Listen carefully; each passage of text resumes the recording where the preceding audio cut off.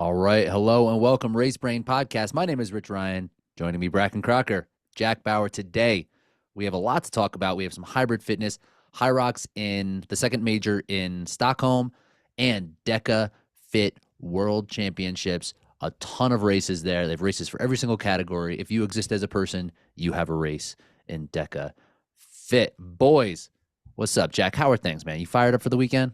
I'm fired up. We're going to be in person together. The last time that Hell yeah. Rich and I were in the venue together, we both had good races, so I don't see a reason it won't happen again. BK had that invite. He declined. We were going to try to get him down there. I'm busy. That's what I heard. This is a race weekend. This is like 3 out of 5 race weekends of all race weekends. You have DECA, Hyrox Stockholm, Valencia Marathon, U.S. National Cross Country Championship. And there's just race after race after race. I'm not doing anything. Cross Nationals or NXN. I'm pretty sure that's happening. And Josiah's son Porter is like really good, and I think that he's a contender for like top 5 nationally. Yeah, so his speed rating isn't as high, but they never value altitude the way it should be valued. Exactly. So it's just running wall to wall this weekend. I'm not doing a thing other than watching. My family's getting nothing out of me this weekend. You said you're double fisting it with the tablets last time with watching all the races. You're gonna need like 5. I don't know how it's gonna work. Handle it all. If anybody can do it, you're just gonna be on the treadmill walking. Joshua Cheptegei, marathon debut. If you're not fired up about that, you're not fired up about marathoning. So I have the sniffles over here. Ryan Kent came up on Thanksgiving just to give me a virus. So I'm gonna for real it was. I was feeling great. Kent's like, I'm not feeling awesome, but I'm gonna come up and hang out Thanksgiving. How would he do that? Yeah. Grateful that he came. It was a really nice time. But now I have what he had. So he did why he would do that? Because I busted that ass last year. Pretty obvious why you do that. Yeah. Mm-hmm. He's been waiting a full year to do this to me. Now he's getting his revenge. It ain't gonna work though. You know what that I should have walked into the hotel room with dog poop on my shoes in Chicago. Had I known he did this to you, I would have done that. Well, we're rooming this weekend, so I'm going to be on that hunt for any type of poop on the ground, smeared on my shoes. Yep. Put a little on his pillowcase. A little on his pillowcase. He'll have pink eye, and then he'll probably give me pink eye because that's how he rolls apparently. We got a text day after Thanksgiving.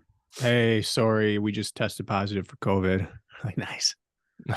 Oh, damn, really? You know what that means? It means you felt crappy for like 4 days prior, but you came to Thanksgiving anyway. Anybody get sick? Our 2 daughters right now are feeling under the weather. I'm a champion. We'll see how Lisa's doing. She's out for a run right now. It's cold. She's gonna go home with the sniffles. Yeah. Last year for Atlantic City, I went back to New Hampshire for like 3-4 days beforehand, visit my family, and I got sick on the plane. Like I got randomly assigned next to someone on a plane because that's what happens. And she was just coughing the entire time. And I'm like, oh my God, this is not happening. And like 2 days later, I woke up and just sore throat, just not feeling 100%. And it definitely affected me a little bit. It's that time of the year. I'm going to have to test for COVID probably today just to see.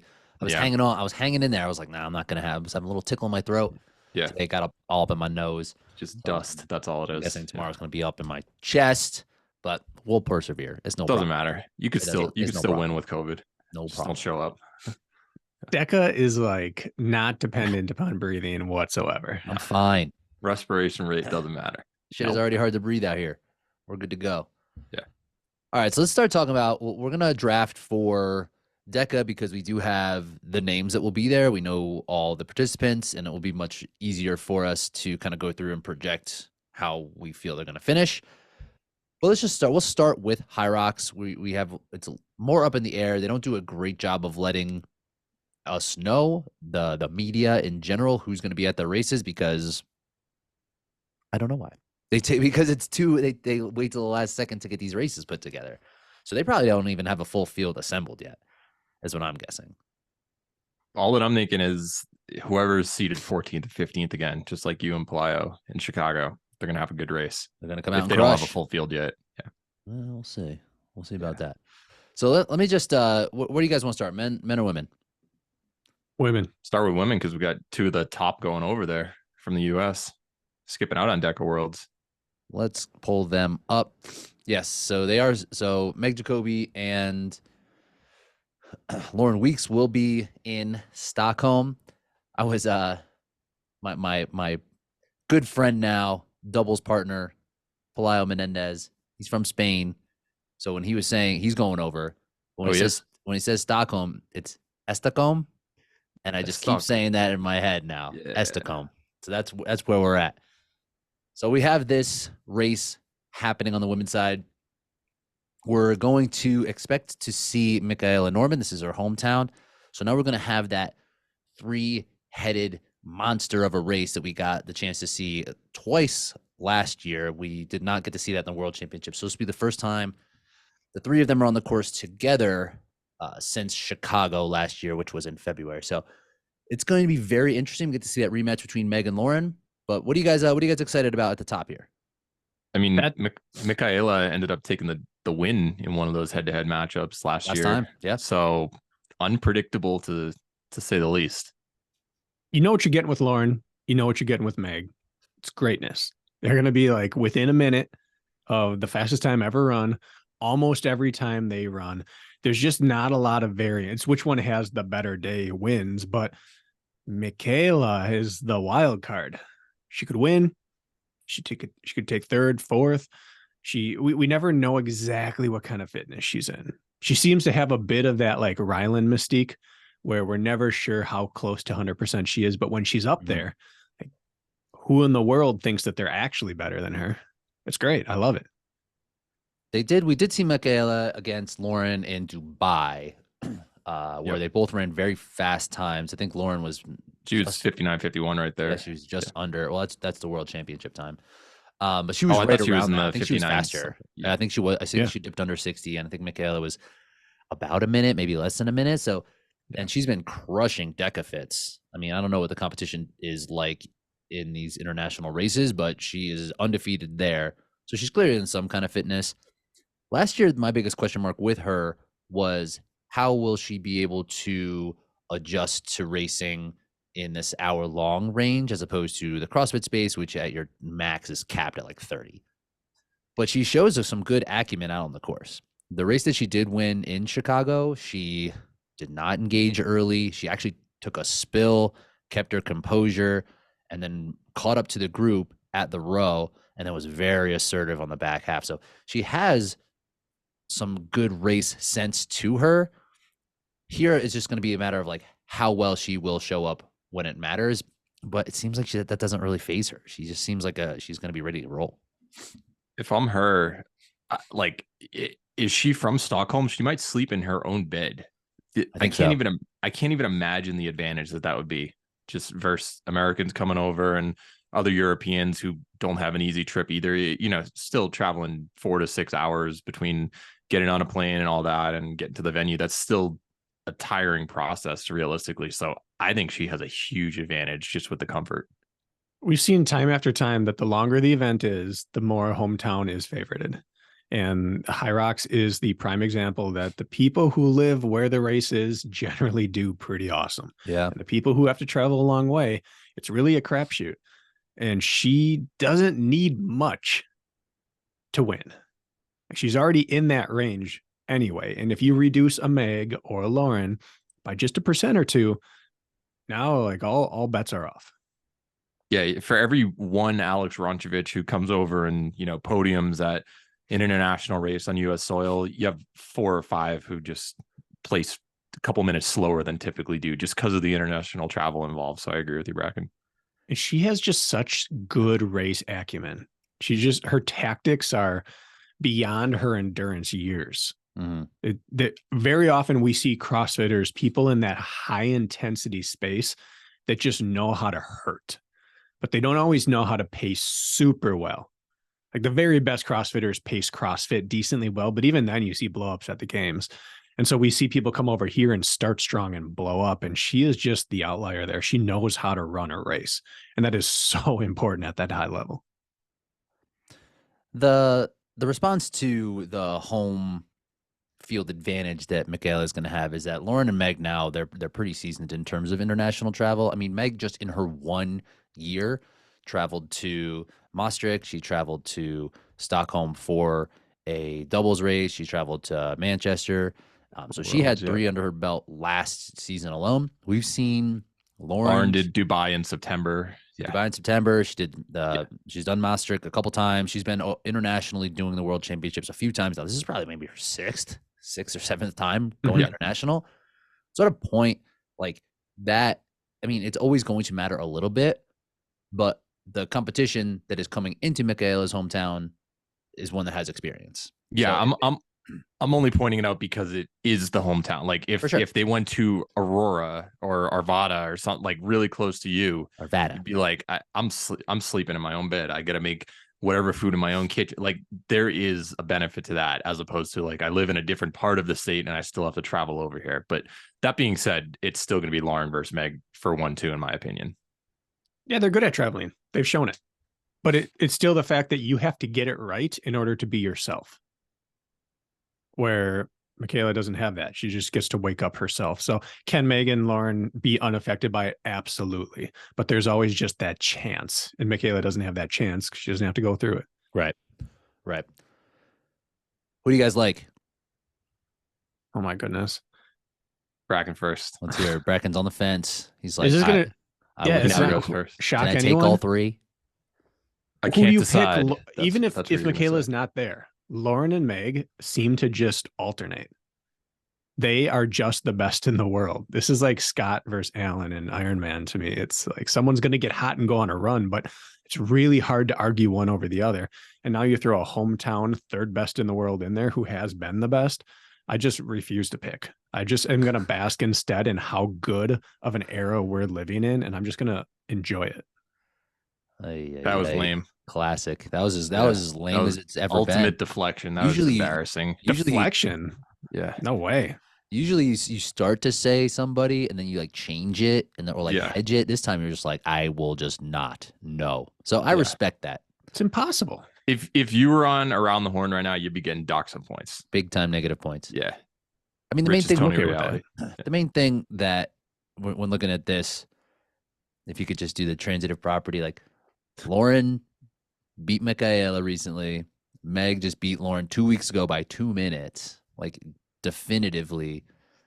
So that's where I'm going. I'm going Meg, Lauren, Michaela on this because Meg just seems like she is at a very, very high level right now, and she's obviously wants to do well. And that was just two weeks ago, 3 weekends ago. So how much could have changed? You know, I am 100% in agreement with you, Rich. No disrespect to Lauren, who's won multiple world titles. It's just right now, Megan's on fire. We saw that sometimes with like Johnny Luna Lima would go on a run in the national series. Doesn't mean he's going to win worlds necessarily, but like right now, not losing. And that I feel like Megan's in a very similar place right now. Right. If this was Vienna, we're talking about 10 weeks from now, then be like things have changed. You can't hold a peak that long, but like given her fit, and this might not even be her peak, but like the fitness that she's in right now, just running away. And you saw what she did with Kent in doubles in Dallas as well. It's like her running is crazy at the moment. You guys aren't wrong. Like there's no hole in that argument. But if you look at the past history, we know that Lauren comes into a season with the least amount of specificity of anyone, and she'll progress through the season with the least amount of specificity of anyone, which means that she has the highest propensity for changes 1 week to another by simply adding in a piece she didn't do yet. Okay. And so on paper, Meg is almost untouchable right now, but Lauren's paper might be blank. She's like, hey, you know what? I'm going to start doing farmer's carry this week or burpee broad jumps this week. We just have no clue. And at some point, the intensity of what they're doing does catch up to them. And Meg's been on a heater lately. And it's all coming up 7s for her. But at some point, it's hard to maintain that output. And I don't want to see it happen to her, but an international trip on week 3 of racing is kind of the ingredients for you to come back down to earth a little bit. And so again, that's why I just won't say anyone's better, because Meg could get tired. Lauren could say, hey, I've started training Hyrox this week. And that's fair. With the two, I mean, and I said this to Kent and Meg, like, hey, we've had 2 long race weekends. Haven't been sleeping great. Probably going to get sick. Kent's like, watch. No problem. Yeah. And I did everything I needed to do. And then Kent still comes up and literally rubs it in my face. This guy. But that's the thing. But Meg seems to be healthy. But yeah, international travel, it's been a busy couple weeks. She did just have a lifestyle change. You know, she left her corporate job, moved into something that's a little bit different. I know it's been a bit more of a time demand. Those type of stressors, I even think that it might be just too soon. I think those type of stressors can stack up 4, 6, 8 weeks out as you're like changing your routine. It's just like consistent stress over and over. I think that it's so soon that that's just what it was only 3 weeks ago we just saw her. That's I agree with you with what you're saying, Bracken, and Lauren could show up with a whole different level in her sled push and pull game. It's no different than when we see Chris when she's like, "Oh, I started to do wall balls," and it's like, "What? You haven't done anything like that?" And then 3 weeks later, she's like, "I'm in Hyrox shape." It's like, how? But some people are like that. Yeah, I think Vegas would have Meg as the prohibitive favorite. I think like the OG bettors would be betting Lauren as the underdog, and Michaela would be like the wild card money where people are just like, "Hey, could it be boom or bust?" That's where the value would be. Yeah. Is Michaela. Michaela would be like the 11-6 team that makes the playoffs, but it's like they're hot. Or, well, I guess we don't really know where she's at besides just a couple Deca races, but she's not bad. Should be the trendy pick. Yeah. But right now, if there's a power ranking, Meg would be #1 in the world unanimously. Yeah. If there is a power ranking. Yeah. Coming out soon. We need our after November. This weekend. We're not doing it beforehand because I'm just not gonna do that during Deca weekend. When I say Deca, you say fit. Now, is this a Deca Hyrox ranking or is this hybrid? Hybrid. There are some goofy games that gets weighed into it. Not a lot. I'll tell you that much. Not a lot. There were some people in Chicago chatting about how it's a very flawed system. What is? The hybrid ranking that only takes into account 2 standardized races. Oh, well, I don't know how you're supposed to when you're fighting with fake guns and knives. I don't know how that plays into your hybrid fitness. I don't know. I don't know how to weigh that in. If they've got a problem, go and attack us with the fake knives and guns, right? I don't know how to weigh that in. I know, that's true. Yeah, it might leave like a. You think Carly Wolpat's gonna not destroy your world, Jack, if she came busting through your door with a fake knife? No, she would be intimidating. I'll admit that. Yeah, she would bust that ass. I don't know if you've seen 24, but Jack Bauer knows what he's doing. It's Jack just a Bauer matter would get destroyed in hand-to-hand combat by Carly Wolpat. Yeah. It's just a thing, BK. Like, if you got to close the door at some point, if you're just opening it up, it's like, okay, is CrossFit hybrid athletics then? Like, yes. Like, so we gotta keep it into our hybrid racing. We're gonna do the grid league. Like, yeah, totally. What is it, Taylor or something? I know. I have watched Grid League. Yeah, I think there needs to be like we talked about, Spartan Race and OCR Worlds are ranked like highest weighted in our OCR GOAT conversation. I think that's Hyrox, Deca, and all goofy games combined, and that gets like 1/3 of the votes. And that's what happens. 1/3, right. Maybe less than them. Maybe less. Maybe like so Cole would win like top 2 or 3 goofy games competitors based on lifetime podium stats there, and that would be 1/3 of his score, and then his Hyrox and Deca would drag him down low enough that he's not on the list, right? But I think there should be some voting on it. There is, just because I love there to be more controversy about the goofy games. We got to add in people that just like make up challenges for themselves to do. We got to do that pie eating contest. Oh man, yeah. Some of the feedback that we got on our goofy games, one like Dave Claxton saying a sock wrestling match, like you just have to grab the socks off your opponent. The forced pie eating by Alex, that was a hilarious suggestion on that. We've got some good ones. Matt Kemp sent me one today that the buy-in to seed the start order and matchups of the first game should be first person to 500 tickets at Dave & Buster's. I like that. Not terrible. And then you enter your tickets. Bust that ass. Yeah. I would be that top seed. Okay, let's talk about outside of the top 3. Jack and I, we picked Meg, Lauren, and Michaela. BK picks a 3-way tie. Unprecedented. It would be amazing if you could pick that. I'm not committing to that. Good. I'm not committing to that. Would you rather pick your top 3 or pick a top or just say they'll all tie? Neither. Neither. I'm on the fence about that. I know. If we're looking at the top 7 though, we're missing Belle, who've announced she's not racing. Period. Pretty much. Vivian's not going to be there. She'll be at Deca Worlds, and Camilla as well. So that kind of leaves Linda Meyer, and we saw her just edge out Vivian on the wall balls at the end. She has a world qualifier. Yep. So despite us kind of assuming the podium's locked up, like Linda used to be the world record holder, and she did have a podium performance at a major. So I could see her sneaking into third if Michaela just has a bad race. I do not think podium is locked up. Linda was closer to Lauren than Lauren was to Meg at the end of. Granted, Lauren was basically by herself for the most part of that race, so they weren't necessarily racing. Where Linda was really engaged in a race, tactically racing. Linda was. So I say this every time, but if you have the Linda 3 Blair. best people in the world, not all 3 can run well in the same day. I thought you were going to say. I don't know. Simply from the fact that you could do 7 stations together, but if you start to get pulled away from a little, it's just not the same as if charging to the wind. So no, I think they are the 3 best head and shoulders above the rest. But the chance for one of them to get spit out or cracked is very, very real. So no, I don't think the podium's set. I just think they're the 3 best. It would take something I think would have to go wrong. Which we've seen, like a shoe gets popped off. A shoe gets popped. Like it would have to be something like that. It would have to be something like that. Or just a real crack, like a burpee broad jump to crack. I don't even. These women are so fit that they can crack and still be in front of the It's field. just literally a race until the lunges, because after that, it doesn't matter. That's what we see in the women's field.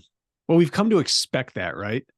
It's just expected. We're almost not even impressed by 100 unbroken wall balls anymore. On the women's side, no. It's However, like you have to. What if you do get sick or travel does wear you down? And for the first time in their Hyrox career, like they have a twinge of a cramp and they take a break suddenly and they've never broke before. Like, it's still such a crazy event that I think, need to still have the possibility that these, as Yancey would say, like these cyborgs could fail.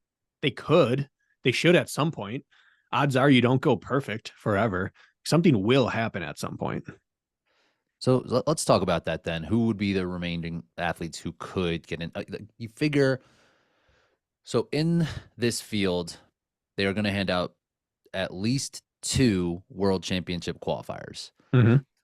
You figure Meg, Lauren, Michaela, and Linda will be in that top 4. So that's so since Linda, Meg, and Lauren already have their world championship qualifier, Michaela will take one, and then whoever gets 5th place will take the next one. And I think that's probably the story here, is who is going to be at Worlds. And in that, we're looking at Becca Mason, we're looking at Viola Oberlander, I think Alina Villeneuve, Miriam Van Roor, who is in some kind of fitness. I don't know what kind of hybrid racing fitness she's in, but she's doing really well in like CrossFit competitions. And I believe she is coming to this. This is what makes it so difficult to skip a major, because we understand there is 1, maybe 2 slots open, and Deca's enticing, but so is World Championship berth for Hyrox. And I think that this is like the maybe unintended positive of this new system, is that this is a major storyline for every race. There is at least 1 spot on the line, but you have several women who all have a legit chance thinking, I'm going to be that person. And like it could be someone like Zara Piergiani, who finished 10th in Chicago. Like, it's not out of the question that with everybody missing from this race, she could get 5th. If I would imagine she would go to this. Like, that would make a lot of sense. From the UK, I think, right? Yeah. And there's a real good chance we have who was that? Vivian and Linda, the wall ball showdown at the end in Chicago. Yeah. There's a real good chance that type of battle decides the world championship slot. Like, there's probably not going to be crazy separation. It's going to be a pack of people that get whittled down to 1 or 2, probably at the last station. So if we look at Chicago as the precursor to this race, we had Rebecca Mason finishing 6th, Viola was 7th, and Elena was 8th. And the spread between the 3 of them was about 42 seconds. So I think that's where we're going to get our second qualifier in this race is between those three. Yeah. And where we agree. sometimes fail, I've been on the treadmill a lot lately, watching the old Seattle, old Jacksonville, watching our boy Kent do some big things, hearing a lot of three-headed monster talk out there, a lot of Ryan talk. But where we sometimes fail in OCR and hybrid is that we spend a lot of time with cameras at the finish line once the winner has finished. Mm-hmm. And we have to get this like interview with them right away to hear them talk about the thing we just watched them do. And sometimes we fail to catch this really awesome third, fourth battle. And what I really hope out of the coverage that we are supposed to be getting this weekend is that they understand the importance, the significance of that battle of third through fifth. So we get to watch it. Like, I love Meg. I love Lauren. They're not going to say anything in the first 5 minutes after them finishing that's more exciting to me than watching fifth place finish this weekend. Yes. I want to hear them talk afterwards, 100%, but not in the moment. It's like the Olympic trials. If you have a breakaway pack for the first two, and then you know that third spot and you have a few people battling for it, the final spot to make the Olympic team. That's kind of what this is. It's like, yeah, you've got to finish top 5 and you're going to make worlds. Otherwise, you only have 2 more chances and it's only going to get harder. Yeah, maybe. Because the Americans could get easier. It could get easier. I mean, I don't know. Like, it's going to be hard for women to break into the top 5. Yeah, it's going to. Let's not forget, like, all the women who are at Deca. Is Vivian not going to show up to the next one? It's in Vienna. Maybe not. Aren't you going? I'm going. I mean, her name starts with a VI. Why wouldn't she go?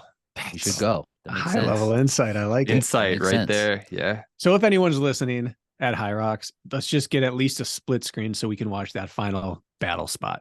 I'm hoping that they've figured. I mean, but the commentators are dialed in. Like, Lauren and Greg know the deal. They know the system in and out, so they should have a sense for, like, okay, we have this awesome race up top, but there is going to be one person that, you know, we might not have projected getting a spot without a Vivian there, without a Belle McFarlane there. Like, there's room for someone to have like a huge, like, life-changing race. You know what's interesting to me, being in Chicago and watching you all race, is that I consider myself decently dialed into sport, and I forget watching live streams that the people not on camera are doing a good job. Sometimes it's so easy to be like, oh, they're back and forth, man. What happened? I thought they were better. They're fading. Their split keeps getting further back, because you don't see them, and you don't get that perception. And then in person, watching all these animals come through in 5th, 6th, it's 7th, 8th, it's compelling battles, and they're animals, and they're all working really hard. And we just sometimes don't get the glimpse to even see those battles. Right. And then suddenly someone appears on wall balls in 4th, like, holy crap, where'd they come from? I thought they're having a bad race. It's kind of like person saved that for me. It's kind of like when we talked about in one of our group chats about, like, that cross country finish, and like every single athlete in NCAA cross country is the best runner you've ever met. Oh yeah. You know, and it's like, I talked with John you finished Yatsko last week. Third, like, yeah, pretty awesome. Yatsko was 144th or 145th his senior year. I thought he said 199 because it was Tom Brady, his draft position. That's not too far. I thought it was 176, but I looked up his result. I thought I saw 144. Okay. But either way, let's take his best case scenario. There were 143 people faster than him that year, and he came out and was the fastest runner in OCR. Like, it's just a reminder that there are levels to this, and then there are more levels that we don't even realize. But that's just your point of, like, these athletes who are 4 through 10 could be racing really well, and it just seems like, they're just an also ran, but that's not the case. No, every person came through that transition zone in Hyrox strong, other than the last 2 people in each race. Jack, you want to pick who's going to take that 5th spot?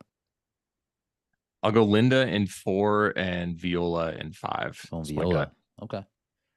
She's had championship level success in the past, and I think that she'll put it together here. It was tough not picking Rebecca. I think Rebecca will be 6th again. I'll go with Elena Villeneuve. Really? She's just new. She's still new on the scene, getting these big races under her belt. So, Bracken, who are you going to choose? Which 8 people are you going to choose for 5th? I'm going with Rich. I'm going to take it. She will now be 5th. That's what I'm saying.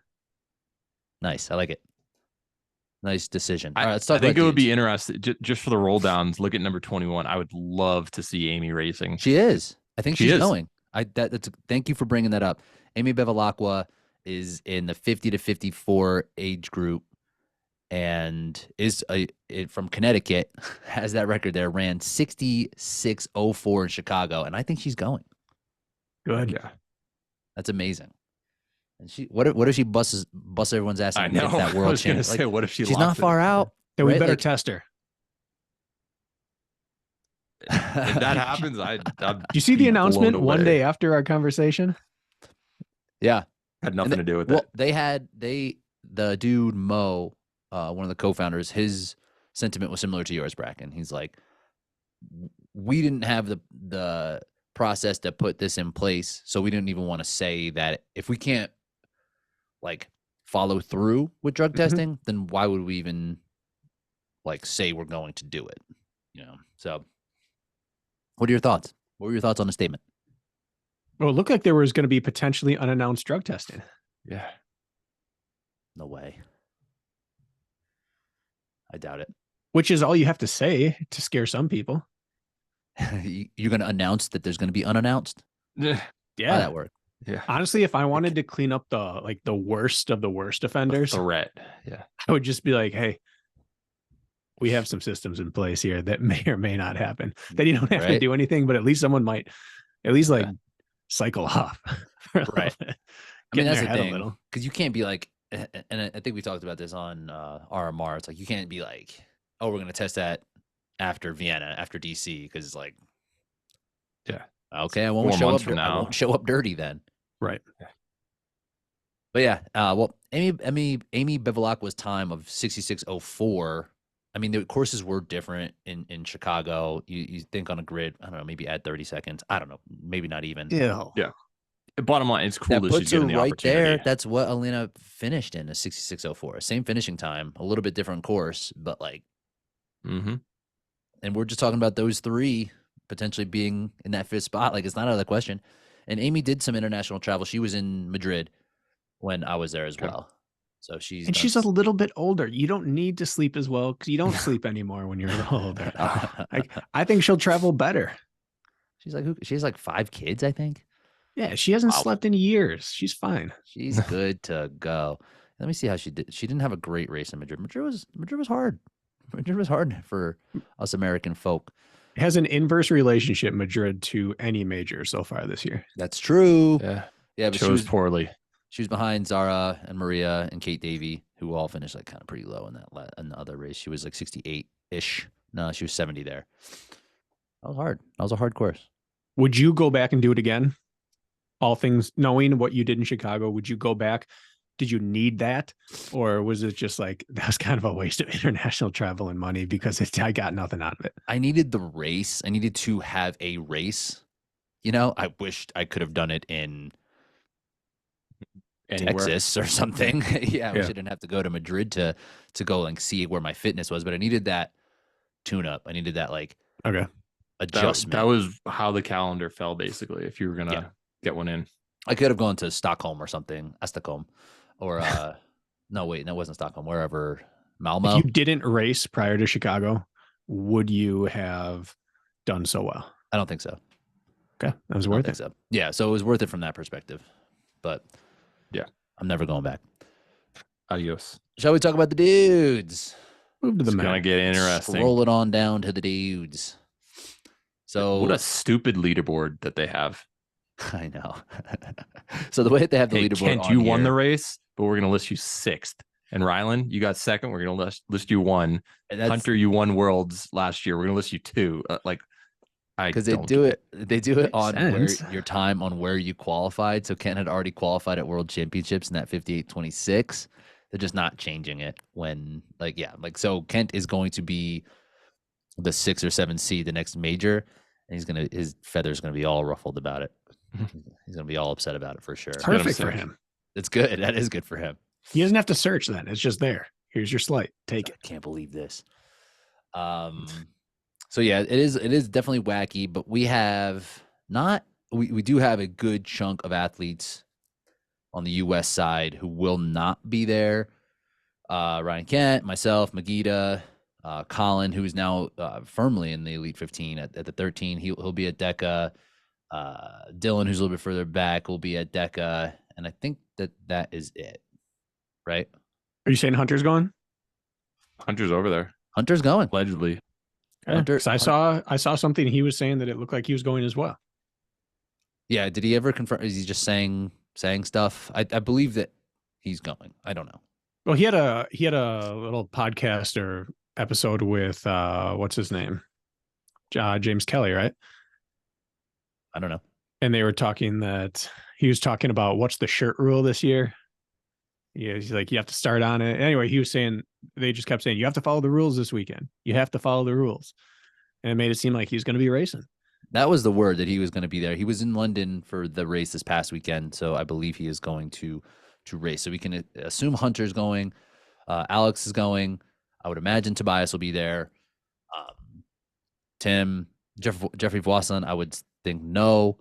John Wynn should be there. Yeah, you said he's only doing doubles at this point. That was what, like, he's coming off an injury. Oh, okay. So maybe he'll throw his hat in the ring. Maybe Tom Hogan will do the same thing, even though he just kind of ran like a 63. You would think Florian Gass is going to be there. Graham Holiday should be there. Peter Schiller, maybe. I would guess he would go. Harry Thompson, that time does not qualify him because that was just last week. It was last week. Yeah. But Anas is going. JK should be there. I would imagine Bo and Sandy. Where am I at? How far? JK is going? That wouldn't you think? Yeah. goes everywhere. I thought he wasn't. He likes to race. I don't know anything. You know. Tell you what, though. Nothing. Hunter's the story anywhere he goes, and I support that because he's like, he is a Who's shot beating of him this adrenaline. race? Yeah. But I am most excited to watch Toby. Like, that's not that I'm not excited for Hunter. I'm excited to watch Hunter race because he's must-see TV. But seeing Tobias come back and race now after what he finished up with last year, I am very excited to watch this. Tobias? Oh, go ahead.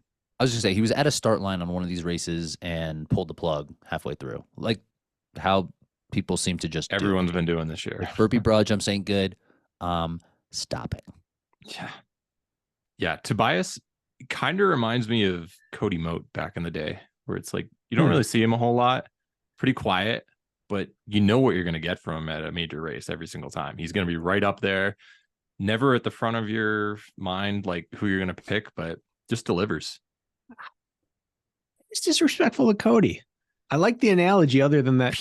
I guarantee Cody's on, no one on the planet touches him. Toby's a world champion. I know that. But what I'm saying is everyone's like, oh yeah, it's Albin, it's Hobie, it's Atkins, Killian. What you don't think of Cody in like the first 3 or 4, despite having 2 world titles and like never finishing. The second time he won that world title was a surprise. He wasn't losing. Yeah, he put like it may have been a surprise to the public, but I think every person at that start line did not want Cody Moat there. I think anyone who's ever raced Cody, raced him, is terrified of what Cody can do. Very few people scare anyone on an OCR course. I think Cody had the most fear factor ever. Yeah.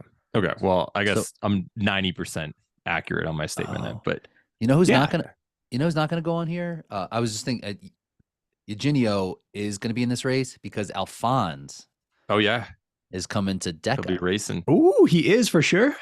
Oh yeah. Yes. He's in International Championship. Are you gonna boot Kent out and room with him instead? That's my guy. He doesn't speak English like at all. You want to know who's gonna be in Alphonse's heat? Me. So unfortunately, doesn't look like you're gonna be able to face you for a second race in this month. Me versus me.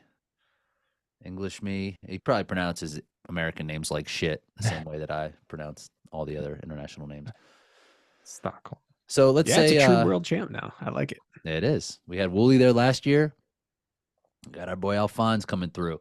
So let's say that, okay. So let's say it's Eugenio, Sandbach, Bo, JK, Anas, Schiller, Hogan, Florian, Holiday, Wynn, Venish, Tobias, Ronco, Paleo, and Hunter. I think that's the field. I think it's the field. 14 or 15, yeah. I think, yeah. And you know what? Anas is going to do the Palayo. Yep. Anas is going to give it to people this weekend. Yeah. I think he is a dark horse for for one of these Second. spots. Oh yeah. He could take second. He could take second. I mean, Alex and Hunter are, you would think that they are the cream here, but Yeah. one of them falls apart. Anas is going to be there early. Yeah, He'll be there at sled push or pull for sure. Alex I would is in the imagine Palayo will toughest be there part too. in the field, I think. He already has a world championship qualifier.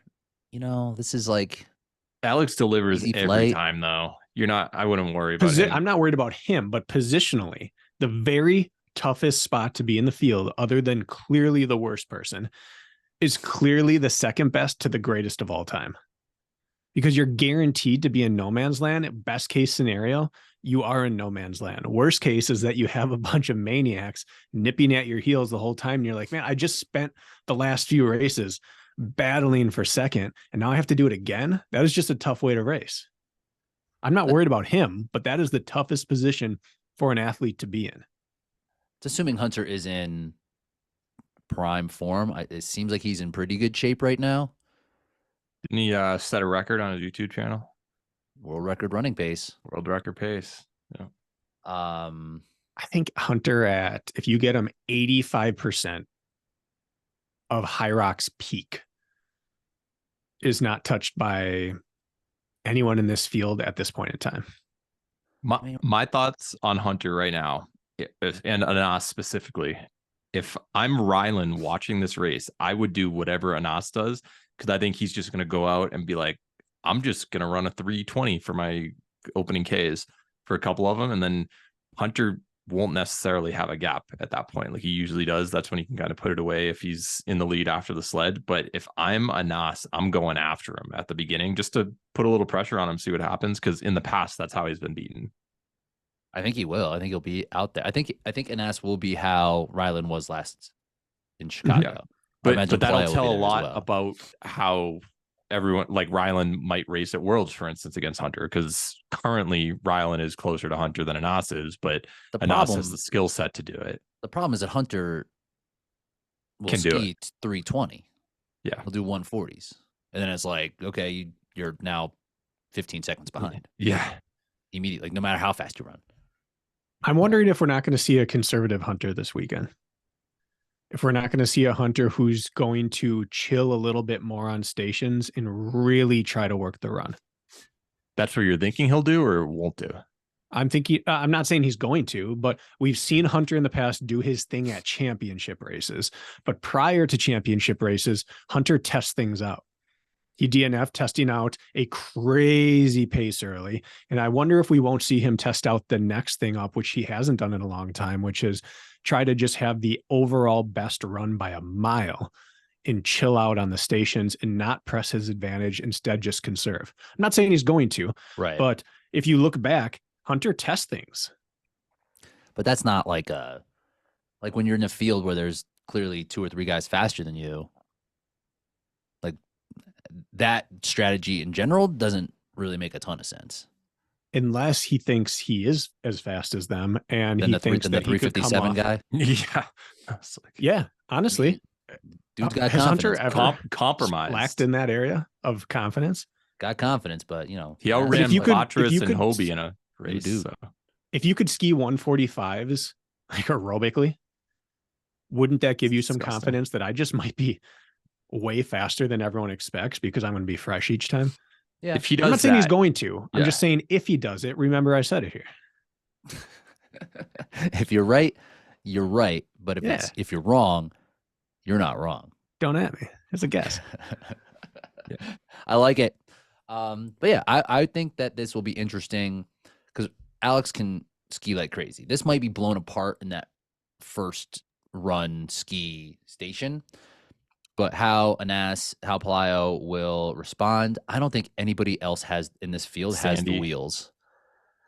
Sandy will be there, but Eugenio will be there. Like, because they just Sandy wants are to aggressive racers. In this race, if Sandy wants to qualify for Worlds, I don't think he should do that. No.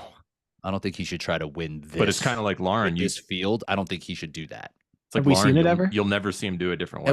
At Worlds in Vegas, he kept it together. Okay. And he had a good 6th place, right? Finished 6th. Didn't really blow apart. But the last several times we've seen him, he's like, I'm winning. But we haven't seen him in a race with Hunter. So how many spots are we going to have up for? Alex. Three people should qualify here. Because Rylan and Kent are not there. Yeah. Oh, the World Championship winner isn't one of the autos? Not for Worlds. There's no autos for Worlds. It gets you in the majors, but it doesn't get you to Worlds. Yeah. I thought Hunter was already qualified. Nope. No, so he'll have. So assuming he gets one, then there's going to be 2 up for grabs.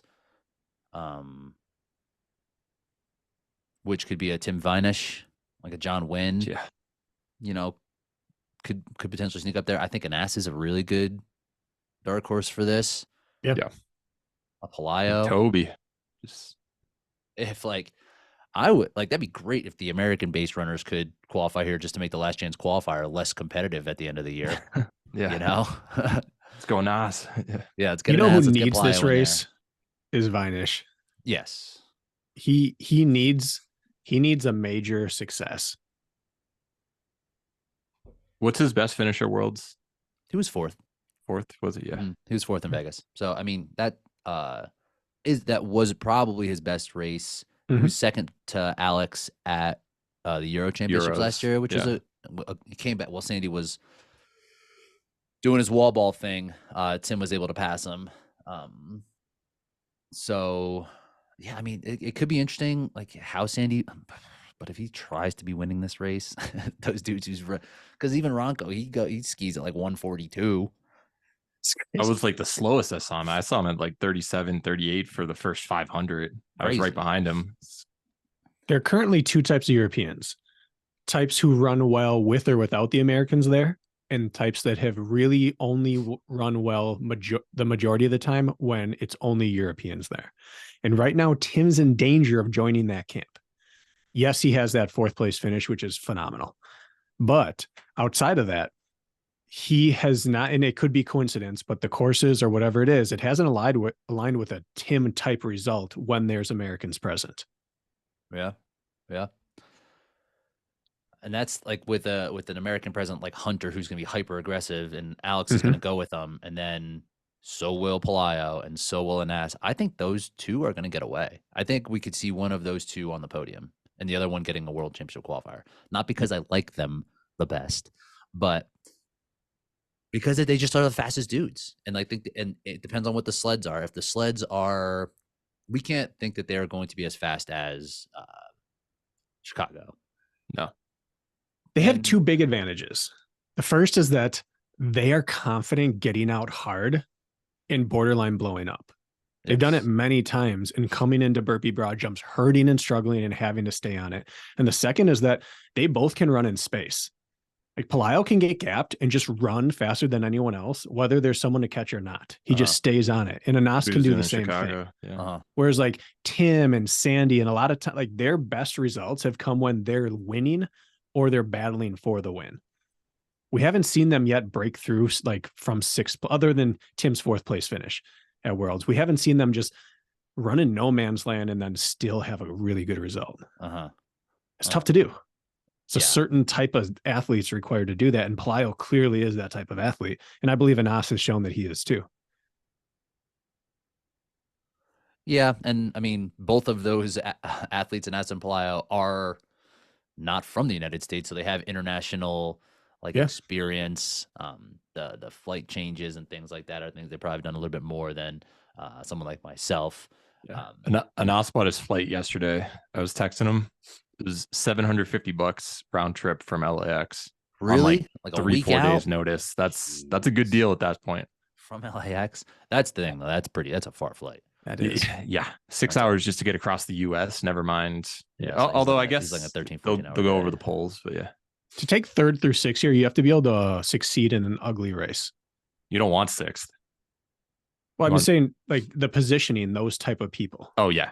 You're going to have to be able to win ugly. And we haven't seen some people in this field win ugly yet. It's either win clean and pretty or get churned out. Right. And that's going to be the question with I mean, realistically, in these two spots, say Hunter has one, Ronco has one, then there'll be third and fourth will be the ones who get the spots. It's going to be between Tobias, Vinish, Sandy, Pelayo, and Onassis are who I would think. And then with Win and Holidays, question mark. I don't know. Yeah, definitely capable. Definitely capable. Just such a deep field. We saw him 3 weeks ago. Not do that well in this field, but Win ran well in Madrid. Mm-hmm. So I don't know. Yeah. There aren't too many people in this field who haven't beaten most people in this field at some point. So it's like anybody can pop a good race. Right. The downside of JK's up there, I wouldn't be surprised. I don't know. Yeah. He looked good for a long time in Chicago. Yeah. But the downside of being a big power sled based athlete is that when people crack on it and you take advantage, like you're rolling. But at a championship, when there's just a lot of monsters there, you can't come out in first. And then what do you do? It's like, am I going to run them down? These guys are just fast. These guys, like, the top level is so fast. They're just and that's fast coming from dudes. Rich, who's a fast dude. Real recognize real. So like that's I just like the world championship field last year didn't have this many fast guys in This it. is a different season. This sport's rounding out, and it's turning into what OCR did quickly, which was it doesn't matter how heavy you make it. Eventually, the good runners can figure that out faster than the power athletes can figure out how to drop 5 minutes in a 10K. Yeah. It's just at the end of the day, the runners can survive the sleds and get right back to running that the other people just can't match. Everyone's going to be able to do high output at certain points. So you need to adjust to that and get better at being fast for a long time as opposed to just being good at grinding. Because I mean, that's not what the sport is going to be with these level of runners coming in.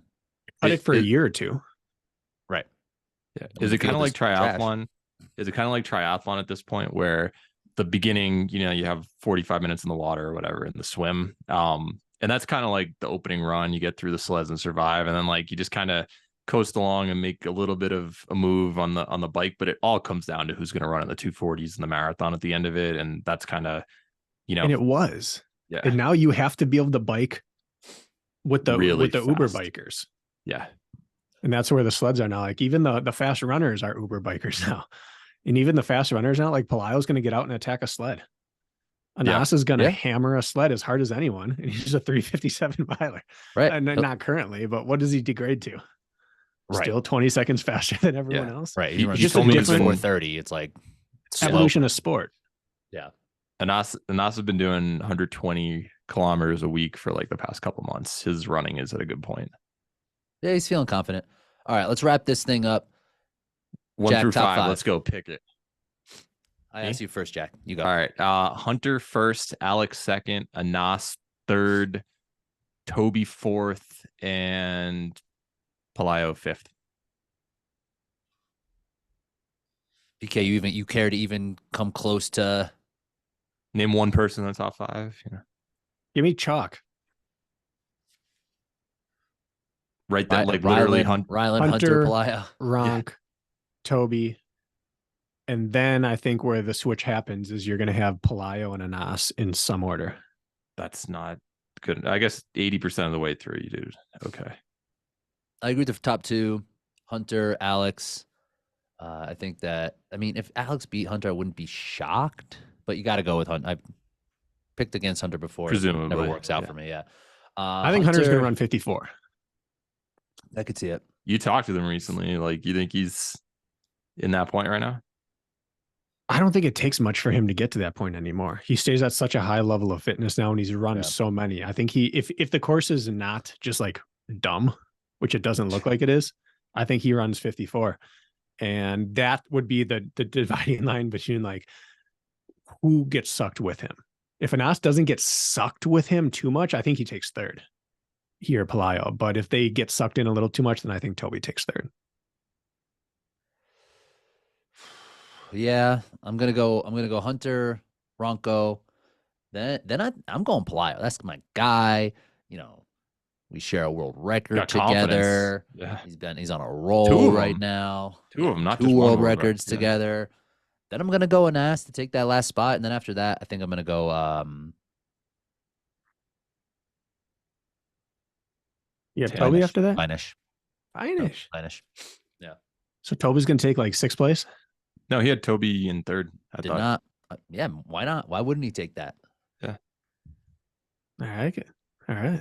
I have no idea what kind of form he's in. I don't think he can be. I don't think he can be. I don't think he's an athlete who is going to be in 12-month great shape.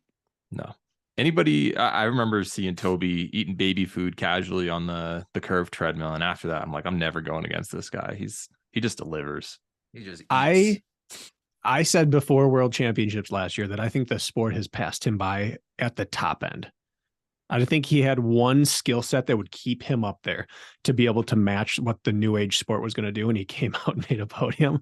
And so it's just like, all right, what am I going to be a broken record and say it again this year? No, I'm just going to believe him until he is actually out. So I'm just going to say he's still top 3. It's just early, man. He's It's like just Chris. Very early. It's just early in the year.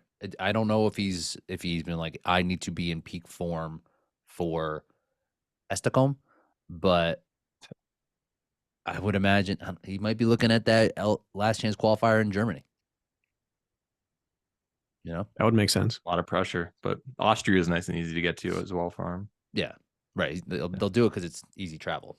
Yeah. All right. Deca time. Did you guys hear that? Yeah. Someone's getting sick. I am got you straight up. nasty. Kent got me. Scumbag. Damn. Big time Jeez. scumbag move on his end. Held a You should grudge just- for a full year. Came up here. It's like, hey man, check out this video on Instagram. I'm like, dude, get out of my face. Yeah. Too close. But here we are. I'm fine. I got no problem with that. Yeah. Let's draft so I can draft Rich. myself and talk shit on Kent while I do it. Nah, we need the wheel of names. Names. Are you all set on your end? I've got everything set up. Yeah, I sent you the pictures. I'm ready. BK's Typed in. ready. Real quick, we just we're going over the list of athletes for Hyrox, just missing I think Eugenio Bianchi was the last guy we mentioned. Right below him We was Gabe assume. Heck. Gabe Heck just won the APAC championship for Spartan Race. Listens to the program. Congrats on the win. Big He looked congrats. good. Oh yeah. He looked better as the race went on. He waited until like 4K in or so, and then just made a gap, and no one was touching him. It's a big dude. He is. Met him in person. Yeah. That's Midwest strong right there. That's straight up Midwest, Wisconsin stuff. Dude's been eating cheese. Yeah. And the curds that come from it. All right, Or Thai food, which is much better. Thai food is better for show. All right, we're gonna draft out here. We see it? Oh, yeah. Yep. There it is. So we draft snake style. We're gonna draft. We're gonna do the DEKAFIT first.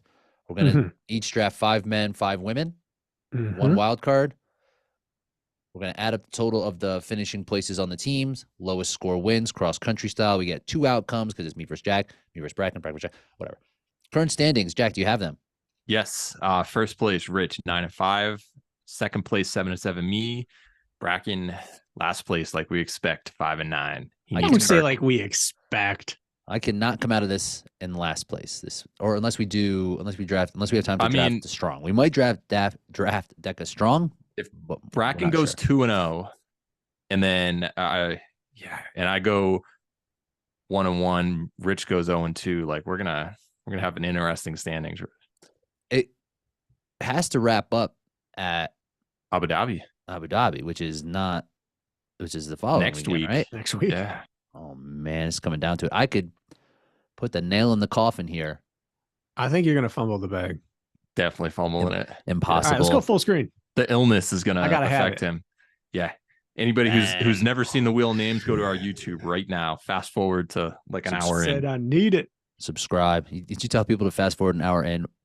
An hour in. Just kidding. Let's spin the thing. Oh, that's me. Ah, damn. Boom. I don't know what to do here. Give me that 2 spot. Give me the 2 Two spot. 2 All spot. All right, here we go. Here we go. Oh, Like no. Oh, you gotta be BK. kidding me. Yeah. Go Bracken. Make Bracken my takes life it hard. down. Takes it down. I'm taking 1. All Numero uno. All right, I got to stop Which- there. Team wise, not good. First pick. I just have a strong feeling about this. I'm not sure. Just know whoever you take, offense will be taken. Yep. All right. Rich, you're gonna need to enable screen sharing. I don't need to do shit. All right. There we go. Is it good? Yeah. So BK. Got my list over here. So these races are going down in Dallas, Texas. It's a Friday, Saturday, Sunday. BK, you in on the microphone for this? Nah, man. Nah, you're out. we really should have gotten you that down there. That was last second, but we could have definitely. There's time. Let's see what flights are like. Last second ones. Charter up the Patreon jet and let's roll. We'll be there. Race brain skies. And also, fast forward an hour 5 in just to see this beautiful race brain draft board. Jack, we think Jack is just numbers, comedy, ones and zeros in comedy. But look at this, crafting up some fine art. Good color scheme, all the names, and wait till I pick people or you pick people, whoever, and then it's gonna auto format stuff and it's gonna just look great. This is up there. I like this. All right, I'm kicking us off here because I have a very specific agenda here. First of all, Rich is going to pick Rich, and I'm going to honor that. Second of all, if Rich can't win world championships this year, I want Ryan Kent to win. Ryan Kent? He is my boy. He's gone back years and years and years, but I will not pick him. No, just because kidding. He needs every slight known to man. So Ryan Kent is just too good at Hyrox right now. Ryland's too fast. VJ's too smooth. Kent probably can't pull this off. It's just going to be another year of second place for him. So I'm going to take Ryland Chadig. Wow. I would have taken him first overall as well. Especially now that I know Kent's sick. He might miss the podium now. He's been sick. He's going to be not sick. I'm going to be sick by the time that happens. If Kent wins or if Rich wins, I win. Two of my good buddies in this sport. I love to see it. Love to have it. But you can't give Ryan Kent compliments before a race. You got to stoke the fire. Ryland's he's the fastest at everything right now. How do you not pick him? Yeah. No, I mean, it seems like how he was running in Hyrox is like, can he go faster than this? He ran like a minute faster than anybody, total run splits. The only thing is that, like, we saw him not excel at the 3K in Mexico. Like, maybe this time domain, like, he won OCR Worlds 3K. Yeah, but that was at like a mountain race. It's not the same thing. I think he can go anaerobic with anyone in the world right now in the hybrid space. And I don't think he has matches. I think it's just like he just keeps picking up mushrooms, and oftentimes they're golden mushrooms. I don't get it. But that's the argument, like, that there is a ceiling that he has no fear of, and that he will just fall right off like he did last year. Yeah. And he didn't have that ability in the Mexico 3K to keep up with Angel, right? Like, maybe there is just like this limiter that he's willing to just blast right past. And you can't mess around with Deca. Deca's not Hyrox, right? Like, there's not logical break points. You stop pushing the sled in Hyrox. You stop pulling the sled at a point. Yeah. This is just go. I'm going to use the Cody Moat thing here. I think he's the scariest person to race because you know exactly what he's capable and intending to do to you, which is to just eviscerate you. But he might do it to himself. He might row 135. Yeah. Like, legit. Like, just to spite you. I'm gonna be like, do it. I can. I will see. It is maybe not see you later, or right now. I will either see you later in this race or at the finish line because we ain't he just like 3 and 4 to get 3 and 4. Earn it just to burn it. That seems to be the way he trains so that I can use it all, and I'm going to. All right, I'm up. Every time I've picked this athlete, they bomb. So I'm going to pick him just to spite him. I'm taking Ryan Kent. Sickness. Oh, that's good. Gets me sick, so I'm going to put that voodoo on him. But dude's good. Dude is really good right now. You know, he has this like ability to just do Deca. You know, like while working on high volume, he can put out really high power. He gets faster at the stations with more running in between. And his running is as good as we've seen it. So I think there is the potential to have a world record set at this event and potentially be pushing into like, it depends on those tanks. The tanks at where the world record was set did not have a weight in it. And it was just like, it was like 140 or something like that, which is something that we just that isn't possible. Yeah. You know, it's just like not how these tanks should work. They've got it pretty standardized, but yeah, they might be new tanks. They might be a different brand. Yeah, and that's rumor that they're changing it for this event, and I don't know what that's going to do for the times. Right, going to piss off everyone who bought a torque tank in order to train for Deca.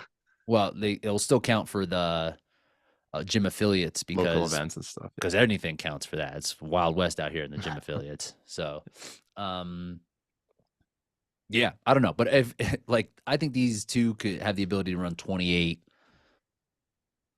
15, something like that. The way that they're coming around. They're lucky you're sick, basically, is what you're saying. Basically. Yeah. As I sniffle. Either that or you're like putting on a really good show. Just all the tissues. I'm gonna need a blueprint for how to make a post about a race I'm about to run. Oh, you've got the blueprint. Like, there are a lot of just scroll Instagram. You'll find. I got too much. I need to find. I know you've screenshot them all. I need to find the most effective one. You've got a folder for that with like the biggest. I would do well, but beforehand or after. I've had a great training block despite blank, and even though I blank, I still plan on blank. I'm going to give him my all. Even though blank, full send, all out, LFG. There you go. On tired legs. Yeah. 100. Yeah. All right. You guys have picked a couple guys. I'm going to go with Vivian. I think she's the... Whoa. She has the fastest seed time, and I would have put her on the podium even if Meg and Lauren were here. I'll agree with that. I agree that she is someone to put on the podium, but wow, the women's field is so evenly stacked at the top right now. It's like the men's races for Spartan National Series where you're like, I don't know who's gonna get first or 10th. It's the same thing with women, which is such a difference because normally you're like, all right, it's gonna be Lindsay or Nicole or Emma right at the top, and then Annie's right behind them, and then Alex and Rose, and you know you've kind of got your predictable order in OCR. Not the case for this. All right, and I can't. She could win. She could absolutely win. She could absolutely win. Definitely. And I don't think she does worse than third. No way. Yeah, she just gets better and better. She's an absolute workhorse. She lives in Texas. Right? She has potential chip on her shoulder. She's finished 4th. She's in that Delori spot often. Yeah. And at Worlds last year, she was in 4th. Like, she was 4th. She was 4th at Worlds Deca. She was 4th in the Worlds in Hyrox. She was 4th at Chicago in Hyrox. Yep. I know it's a risk, but I've just got a good feeling about her this weekend. All right, I like it. Yep. And then I've got to pick a guy, and just leaving this guy on the table at this point would mean that Rich can't pick him. So I'll let Rich pick himself, and I'm going VJ Jones. Wowza. Yep. Homer pick. I actually did want to pick you, but it's only fair that you get yourself. I don't know. I'm looking at here. I'm like, I don't want any handouts. Yeah. Now, VJ, you've seen what he's done, and he's lost like 10 pounds. He's looking faster again. I don't think his calf's giving him any issues anymore. That was kind of holding him back for a week and a half or two after Fiji. So that kind of was a little disappointing, but he wasn't able to race Hyrox Dallas and make his debut. But I think he's primed for a breakout race at Hyrox when he ends up doing it. He's in pretty good fitness right now. So I don't know. He's been like 30-03, 30-04, 30-07. Like he's been right there several times, and this will be the time that he breaks 30, in my opinion. I think there's 5 athletes that are going to be pushing toward 29, like under 29-20. Yeah, I agree. You're going to have a pack of the next group, and it's going to be scary fast. Of all body parts to have twinges on, calves are one of the scariest for me because they just come back out of nowhere with no warning. I think they're one of the touchiest spots on your body to have an issue with. And that would be my reservation about VJ Jones right now. I think his talent, his fitness, his ability to simply move through space is as good as anyone we have ever seen. And when he ran his first 30-0, I thought this is going to be the guy I pick for the championship at the end of the year. If he gives this any amount of even lip service throughout the year, I think he can be the guy to win. But I don't trust calves. That's it. That's my synopsis. His calves are fine. Yeah, he just got calves. He's good to go. So I picked 2 people with a V for their first name. So letters. No one left. Jack's out here playing Scrabble. While everyone else is playing chess. Yeah. Give me me. Yeah. I want me. I was like, maybe not. I should maybe take a female here. But no, now you can't leave yourself out. You're not coming back around. I got 2 R. I don't think I agree. I got 2 R's of the R, no M. I got to take someone with an M now, Jack. And the other R. Yeah. I get to root for these people. This is great. I'm happy about it. I think you're gonna root for this pick. I'm gonna be very, I want this pick to do very, very well. Yeah. I think I'm good value with your picks lately. Well, I think it was a reach in the Hyrox. Yeah, draft. you picked yourself in like 4th round, even though you were 15th seed. But my objective analysis paid off. Oh yeah. I think I'm in 29 flat shape. I think if it goes well, I think that's kind of where I'll be. If the 2 dudes up front run 28-15, I don't think I got that right now. But depends on how the run goes along. You were very tactical last year instead of stupid. And it'll be similar if the running is the running's strong. I'm gonna have some super duper shoes on. Oh man. Ooh. Last year I ran 17 flat in those Hyperion tempos that are like a board. Those are like freaking old school EVA, even though they're not. They feel that way. I'm gonna have some Endorphin Pros on. Some people get up to a 10% boost from super shoes. That's me. He's a responder. You're not just gonna trust what you did last year and just wear the same ones? No. Got it. I'll bring them. Yeah, just in case. But I've been playing around with those Endorphin Pros. They feel nice. I've been doing box step overs with them. I'm gonna roll with them. So I think my running will be good. I think I can run under. I think I can run 17 flat again or under. So I think that's gonna be like that's gonna be head of the field. If those those 2 goons, those Rams, go out and start banging their heads against each other again, then I could come away with it again. But I think where those help, they bookend your runs for you. They get you turning over a little bit at the start and they keep you rolling towards the end with just a little less effort if you're trying to run the same 17 flat and have it cost you a little less, or it allows you to just crank a little more, but it helps you get in and out of stations once you make the turn. It just feels good, man. Yeah. It feels nice. It's a good pick. Thank I hope you. He wins. I hope so too. But I also hope your team implodes because I need the points. Well, I picked Kent and he's going to stink. So your team you're called down with the sickness. That's basically your team right here. So anybody else who's like feeling it, you're just gonna have to pick them. All right. I have 2 or 3 people I want to pick, and I'm gonna pick none of them because I'm gonna be okay getting any of them. Instead, I'm going back-to-back women here. I'm just gonna take the whole podium here. Give me Tara Jackson and give me Camilla Massa. Dang. Like, how do you avoid that lineup right there? That's why I thought about not taking myself. I was like, I would like to have Tara here after the disrespect that Jack threw at her. Defending champ. Yeah. He'll be on the podium, holder, absolutely. Not world record holder. All of Vivian's accolades are accurate, and she deserves to be picked 3rd overall. However, Tara Jackson deserves to be picked as the 1st woman overall. She's the defending champ. She has been the multiple-time world record holder. She's only just recently had her record beat, and not by that much. And she's a monster, and she knows how to win. That matters as much as anything. Like, time trialing is one thing. Winning a championship race is another. And I'm not saying that the other women can't do it, but we know she can. And the odds are she's going to do it again. Bracken, your number one pick was a guy who lost to the number 2 pick and finished 3rd at Worlds last year. So don't give me a lecture on. I'm not giving you a world lecture. titles. I'm hyping up Tara. Tara knows how to win. And I would say Ryland knows how to win. But he just takes it one step farther than most people. And sometimes it leads to not quite being able to hold it. But Tara just gets it done.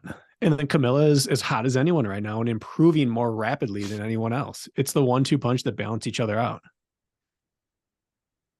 If I had to go order, I would have picked Camilla 2nd, Tara 3rd, just based on what we've seen this season so far. Like, Camilla was very aggressive, and wasn't she leading Megan and Vivian like at that DEKAFIT in Pennsylvania, like at the sled Florida. or something, like, or Florida, yeah.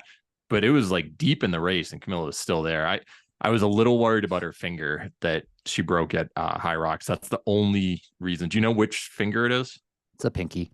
Pinky. Okay, Who so like needs it? ski erg, or holding on to. I've broken my left pinky before. It's gonna be like one of those defensive 3-4 linemen who wears the weeks. boxing gloves. Oh, yeah. That's what The she's gonna be club. like out there. Yep. Yeah, Receiver gloves. Jason Pierre-Paul just got a Receiver club. gloves are happening. Receiver gloves. Needed. Yeah.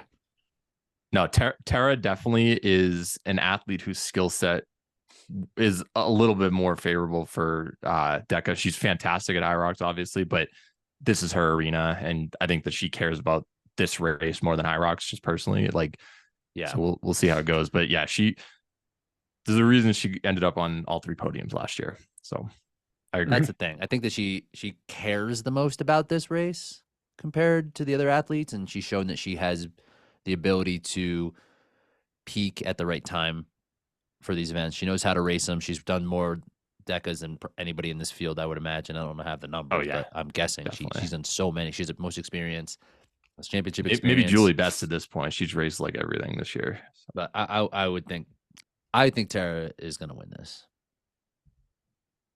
personally. But then Camilla is a beast right now. She's so strong. On fire. She's like running really well. She wants this really bad. And this is a big spot for her, right? Like, it's like these races, like, she still needs to compete well against the best. And she's getting better and better and still coming up. But there's no expectations necessarily on her because she is just continuing to improve.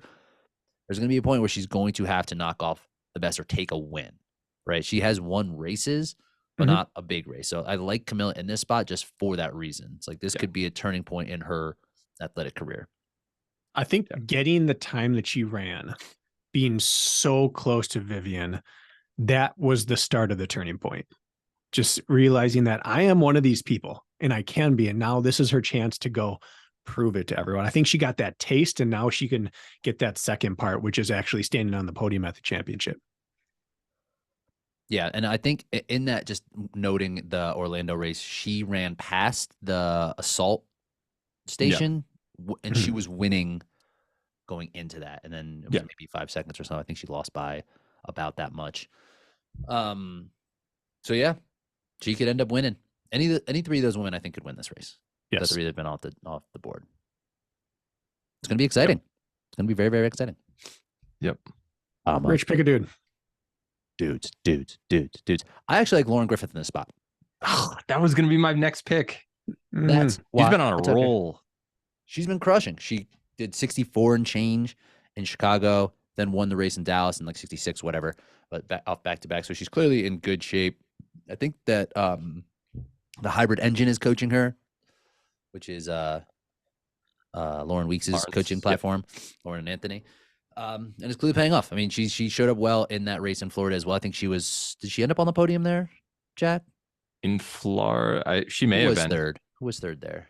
Meg got 4th. Meg was just off. I think it was Lauren. She won like 33.56 or something. Yeah. So her confidence is just growing. And again, like there is like this 4th spot that could be a number of athletes, but she seems to be the most committed here. We've seen her in the 3K series do fairly well. Also, she made the final and won, and was left out of a final inexplicably after an athlete turned down her final spot. They just didn't roll down to her for whatever reason. So I like it. I like her here. Yeah. Like I said, I would have picked her. So I agree with that logic. I like that she rounded out her engine. Tried some other things. Like you said, the 3K looked good. All that helps when you get into a nasty race to have other things you can do. I believe that carries you through. Mm-hmm. So Lauren was 5th at that Orlando race behind Meg. So like, and the women that were in front of her were the 3 that have been drafted. Gotcha. Okay. So Tara was 3rd. Yeah. Because it was Camilla a couple seconds behind Vivian, right? 2 seconds. 32.50-ish or something. And then Tara was about 30 seconds back from that. Yeah. Okay. Well, that makes my picks a little bit easier. I'm going with the man who's going to be doing the Deca dog later this year, Nick Riker. Dang. I wanted him. I almost took him there. This has been the year of the Riker. I was hoping he'd come back. Do you see what he did in his 5 mile? Pretty good. 26:06. Yeah. Really? Yeah. He's got wheels right now. You got some like under 5:10, like right? 12? Yeah. You did a turkey trot, bro. I didn't look it up. You ran a 5K or a 5 miler? I ran a 5 turkey miler. trot? Yeah. All right, let me get your time. Hold on. Just based on what I saw in Deca or in Hyrox, it was closer to that than my Michigan type run, if that gives you any credence. Okay. I'm going to guess you could probably hold about 5:45 pace. So like high 28, right around 29 flat. Not even close. 28:59. Yeah. There you go. Ran 5:45 on the dot. Went out in 5:42 and just held it. Nice. That's Wow. that's Okay, solid. Yeah, 5:13 is 26:05. I said 5:12. I don't way think off, just like Jack. Yeah, way off. Who else in that field? I obviously starched that, but who else in that field runs this? Like Rylan, Magida. probably. David. VJ potentially, SE level. But I mean, he's going to be one of the faster runners. Oh, yeah. He's just really turned into an animal. Yeah. It's just a shame he's so bad at hate to fantasy admit it. football. But It's going to be a disaster for him to eat Yeah. those hot dogs. I know, ulcerative colitis plus hot dogs. But bottom line, Nick is going to throw himself in the mix. Every single race that you've, like, if you watch any of the highlights, Farmers Carry heading into airbike, he has some of the faster airbike splits. Like, he puts himself in it. He goes 57, 58 seconds on that, all things included. Like, he's going to be in position. So, and his running, he's got to be as confident as ever. So I like his odds. And I think, like, along with Tara, like, she cares the most about this race. I think Riker cares the most about this race. Yeah. Compared to everybody who's been drafted above He him. doesn't throw his name in the Hyrox ring, really. So, like, he is a Deca athlete at the moment. He's hoping to cherry pick. That's his MO. Yeah. But it's a bad race for that. I wouldn't be surprised if he ends up on the podium here once Ryan Kent shits the bed. But damn. Man. But seriously, like, if he ends up on the podium, that would be a huge accomplishment for him. Right? We talked about people who know how to win. This is going to sound like a slight, and I don't mean it this way. He knows how to wind up in 3rd place at big races.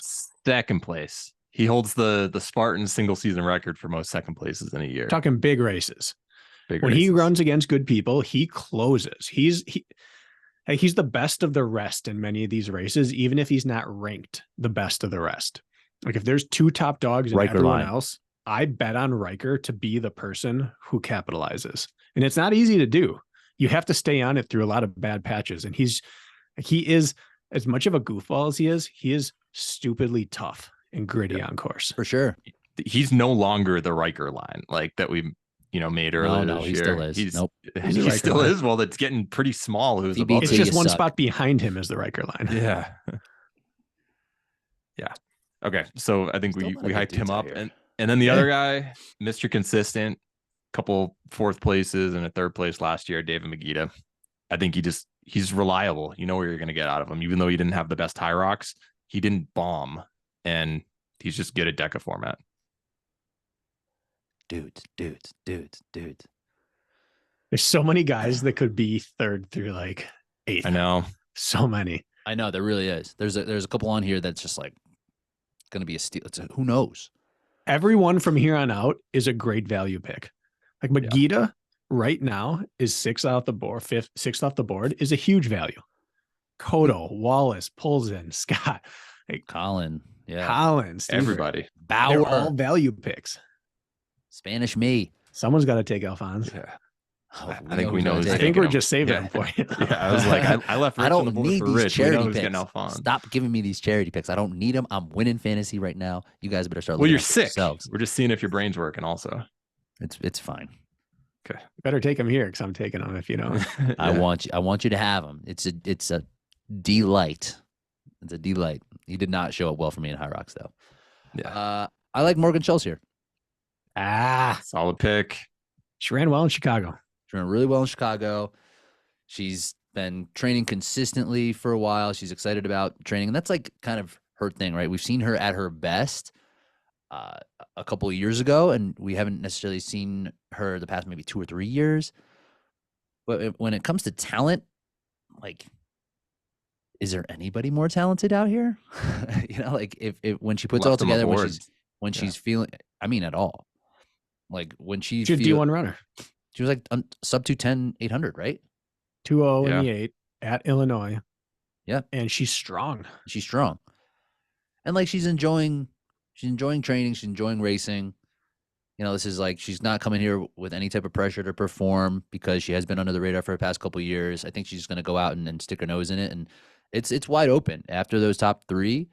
I think the at 4-5 spot is available. If someone falls off the back of that top 3, I think a podium spot is certainly within range for someone like Morgan or Lauren. So happy to have her. And I love Don't anyone crush. who has endured the comeback train. Right? Like she has had her injuries, her setbacks, and she's back and looking better than we've seen her in terms of performance, which is really hard to get back. It's one thing to get back to where you were. It's another thing to supersede that. And I think she has.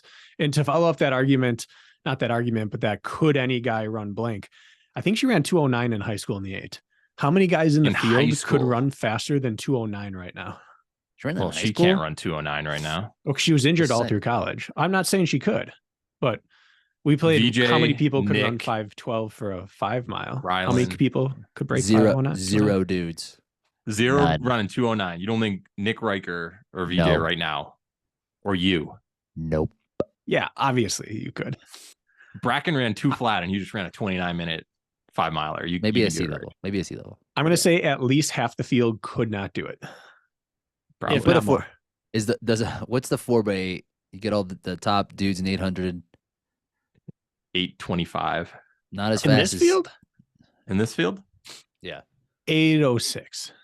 No, 806. dude. No. Shut up. No, You don't think way. VJ, you, Riker, and Shadeg could run 202s? averaging a 201? No. 810. No, 810. Yes. Actually, I 820. think- It has to have 82 something. You're think not so. running. way. No No way. You're way. 4 guys sub 205 average. I No, don't It would think be so. Bracken. pathetic if you couldn't find 4 guys at a world championship that has running in the title to not run faster than 205.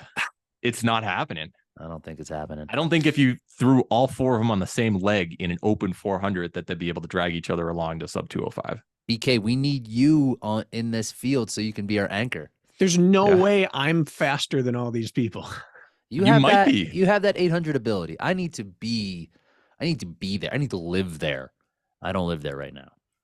Riker could do it.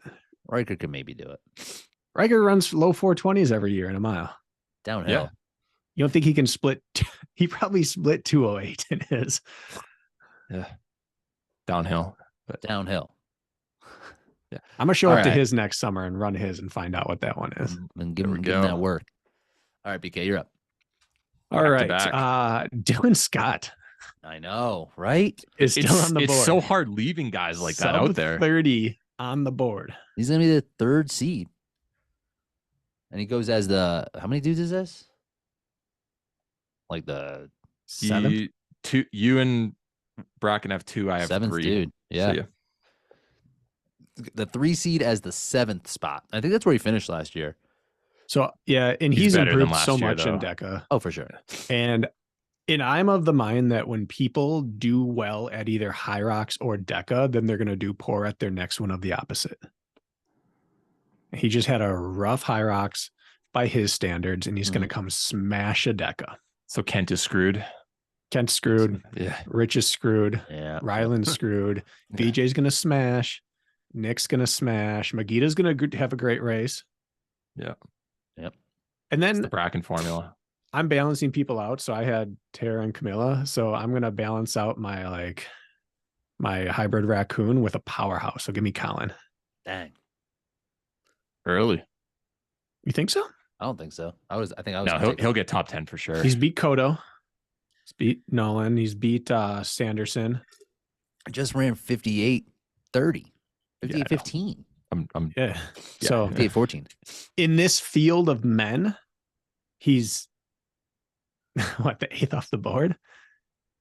And in this field of men, he's also like the 4th fastest Hyrox guy. And he gets to use his strength just as much here. There's more machines.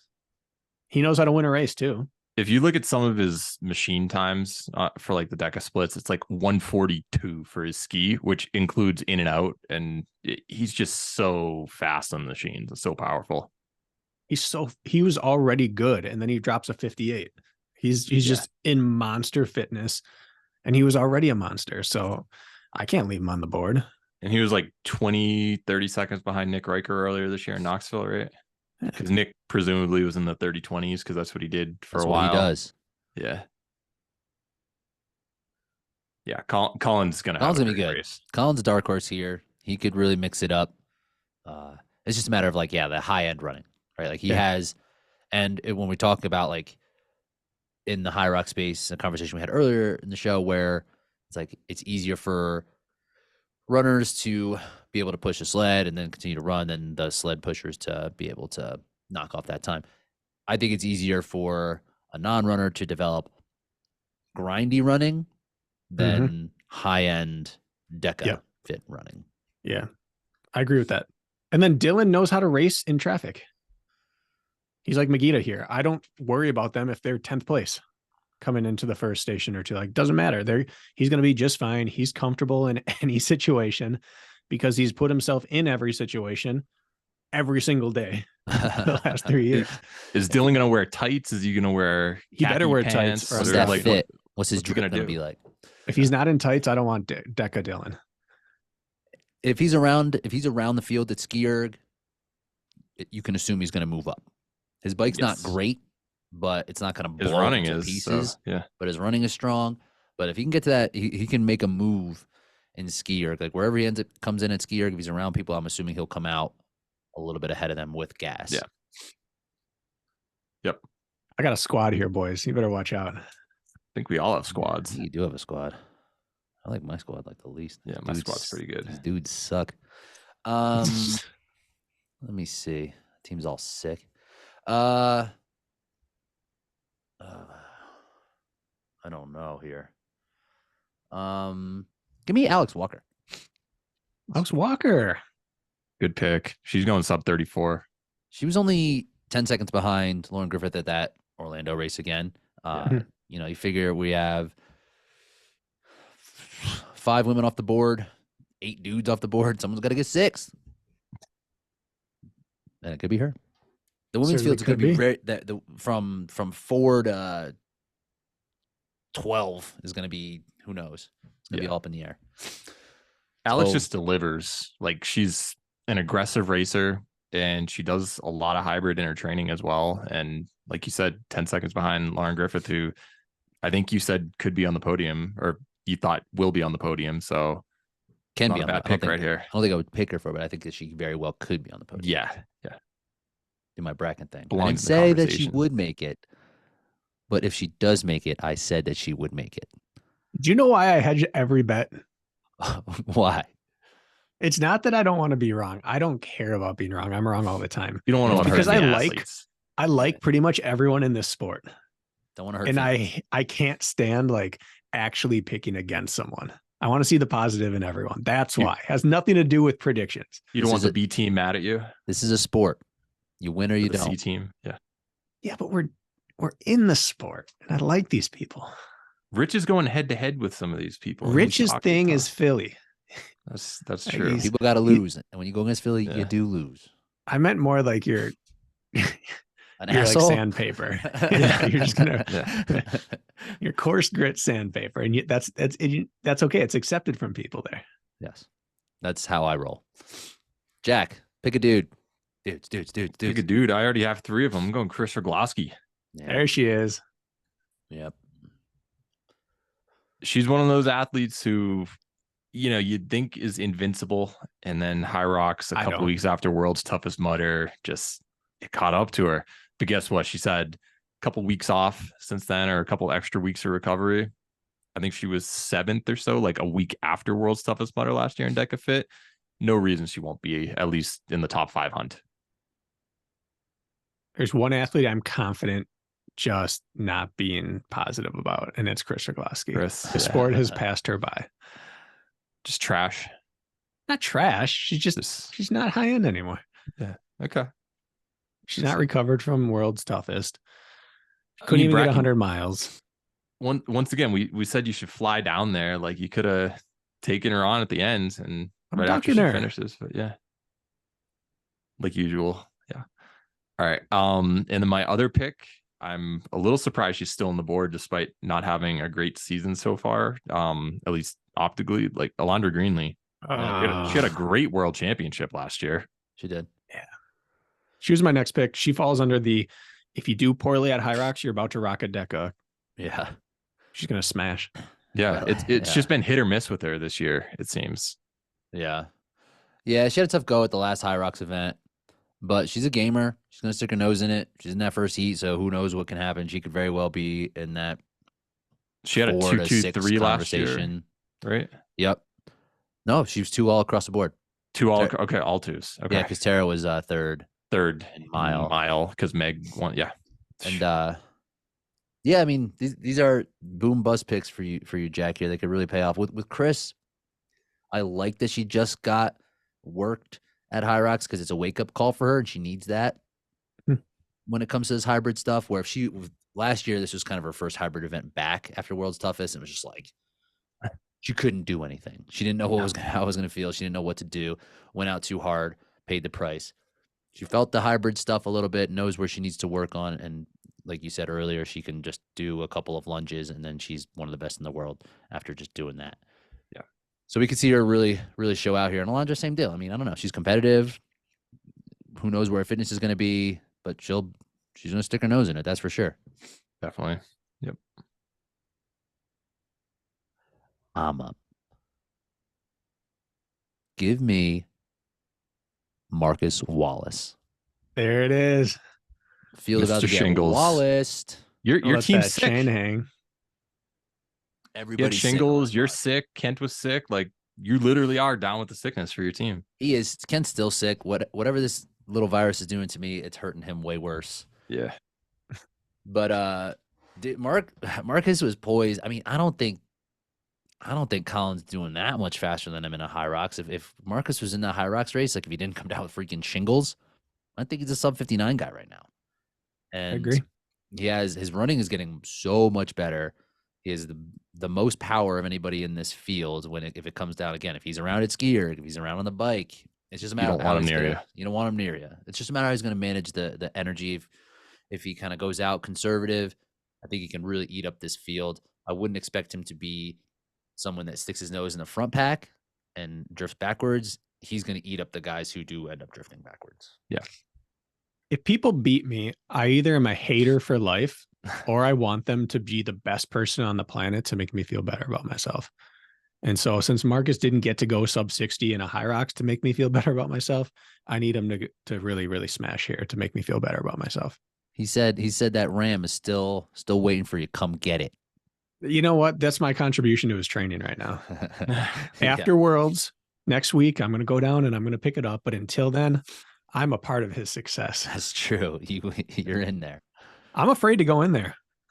I might leave with the Ram, but what else is he going to have in mind? I think that's you should go there while he's not in town. I'm going to do it during a group fitness class. Yeah. It's a good pick. He is the most accomplished, least accomplished person in this field. We're all assigning these times to him, and we've all seen the things. Rich has worked with him. I've worked out with him. We've all seen what he can do. We just haven't seen it on paper yet outside of Indiana. Right. And like, he just hasn't had the opportunity. And this is him at a big stage racing against all these dudes. Like, it's going to be really exciting for him. He's not one that's going to back down. I don't think the moment's going to matter because, like, he's really mellow. He's very mellow. Like, his perception of what's important when it comes to this racing, he just wants to push himself. He's not going to care about, like, if there's any type of lights on this, you know. I think he's like Austin Azar a little bit. Mm-hmm. But not as much of a dick.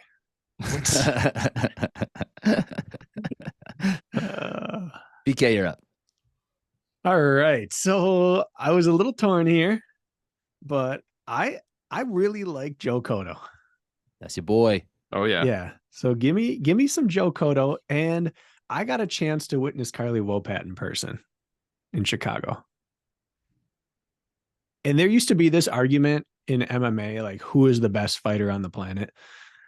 Who's the best at what weight class? And one media member's definition, he said, I don't care what you think. If aliens invaded and they sent one warrior out to meet their best warrior to solve the fate of our universe, who are you sending? That's who the best fighter on earth is. And I might be sending Carly Wopat. This is freaking Matt Davis's argument always. He's like, if I was in a parking lot, I had to pick one person to be guarding my hybrid athlete. Yeah. Mine is way different. I had aliens. You and Matt Davis are aligned on this one. I had aliens. Anyways, Carly Wopat is just a physical specimen on a different level. Like, when you spend time with NFL players or NBA players or someone who is just genetically different from everyone else and has put in the work and has crafted their body into just being a pure weapon for what they're trying to do, she fits in that room. And I can't imagine her at a world championship not doing well. She's just too good at all her little pieces, and her running's improving. Right. Always going to be the question. Always. Until we see it be like, okay, she can actually run with everybody. That's always going to be the issue here. Like, she's doing a great job of improving and is being patient with that. And she's just starting, right? But she's going to ski erg, farmer's carry, assault bike, sled, burpee, and gobble up people who fade from the front. Is she going to run anyone down? Probably not yet at this point in her career. But that's not her mission right now yet. She's going to gobble people up in the back half, and she's going to wind up finishing in a pretty high position. She's gone sub 12 in DEKASTRONG. It's crazy. Like, and she's my keeper for strong. Value pick. Keeper. I think of her a lot like Isaiah, where it's like, not a great runner, but you do not want her near your own machines. Nope. If she ever develops the running that he developed, the world's in trouble. We're in a lot of trouble. Yeah. Oh yeah. She'll be working on it. It's a parking lot or outer space. People are in trouble. All right, I'm up. I want Katie Duke here. We've only seen her once. She has a really impressive Deca mile. In her Deca fit, she caught some kind of penalty. And she was with Nicole. But was battling with Nicole. She might not be in this top heat. But she might be a high performer outside of that, who we do see it like outperform her seed time. Because of that. Katie Duke is seeded 17th. Right. But like we said, she was with Nicole, who was seeded much higher than that. Right? Wasn't Nicole in the top 10? Yeah. Mm-hmm. And she's not racing.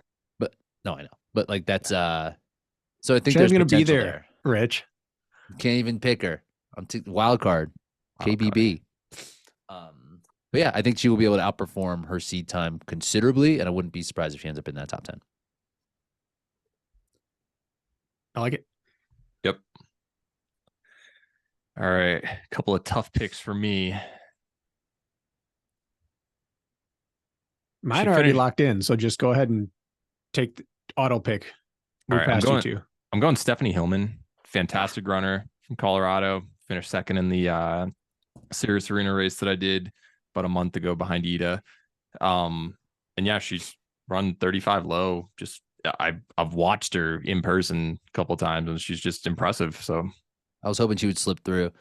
She was the top overall age group finisher last year, and now has Yeah. made her move into the elite field and is going to be in that first heat.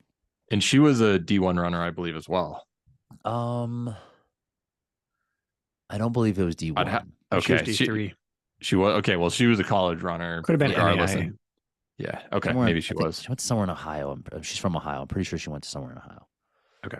Stand corrected. But I apologize. I don't remember. yeah, regardless, she has the DECA credentials, regardless of what she did for college. Yeah, and this is like like where she pushes her chips into. I think she'll be ready. I was hoping she would slip through, and I would be able to take her. But Jack did it. Nice job. Mm-hmm.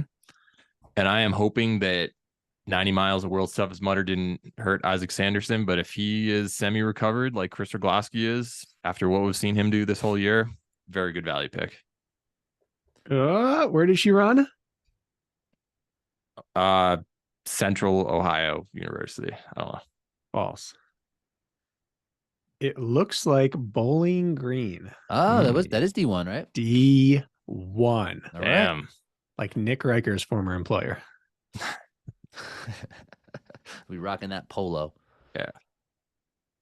All right. Good pick with Isaac Sanderson here. I mean, his trajectory is like, I don't know why he did World's Toughest Mudder with his trajectory with this, but where do you end up? He did pretty well. Justifies it. Right? I know. But it like with 3 weeks turnaround, it was just surprising. But I mean, it was Ryland's such his an coach, impressive- so Who's he's his probably trainer? like, send That's it, true. send Do it, everything. send it. They're probably like, we need to find something. He was We're gonna get too stale. He was planning on doing Hyrox the week after. Yeah. But then he's like, That was a good call pulling the plug. I'm a dead person. I can't. Well, that's who I wanted to pick next. So, which makes it a great pick for you, Jack. Exactly. It's all about making sure the last place person doesn't get the person they want. Got the BDK seal of approval. Yeah. All right, it's your boy. It's your boy taking your time. boy. It's time. The Spanish Rich Ryan needs to be on this team.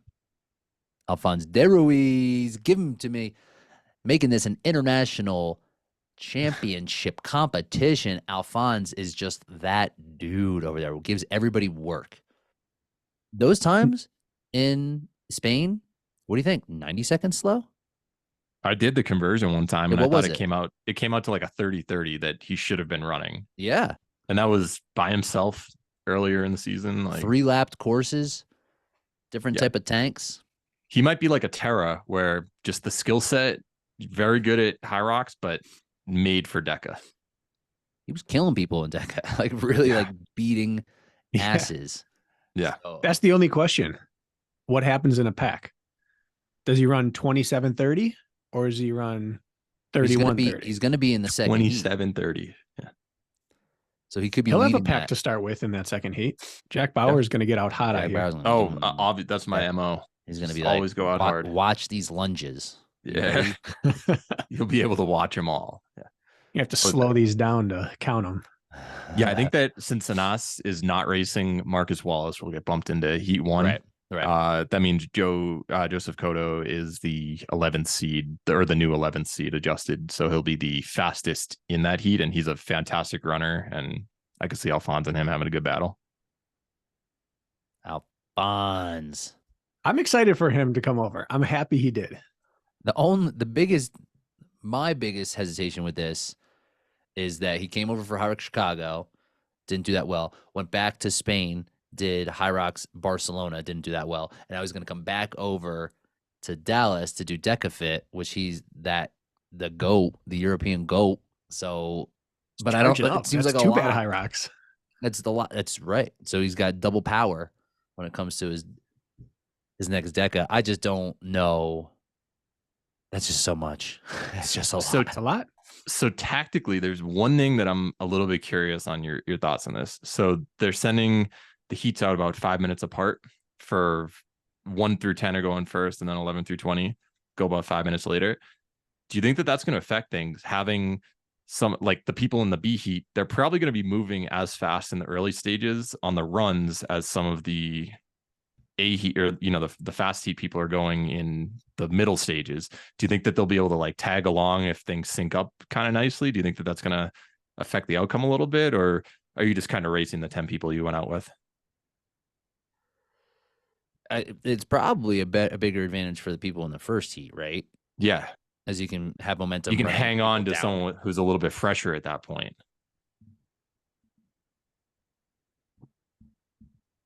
BK, what you put?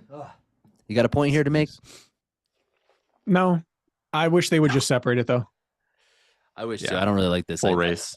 I don't know why you would need to. It's a world championship weekend. How long? What is it going to delay your schedule by? 10 minutes? 20 minutes? Well, 30, an 30, hour. yeah. for What's the full heat. overlap though? Jack said 5 minutes, 5 Okay, minutes, so yeah. it delays you by 25 minutes. and by 2 races.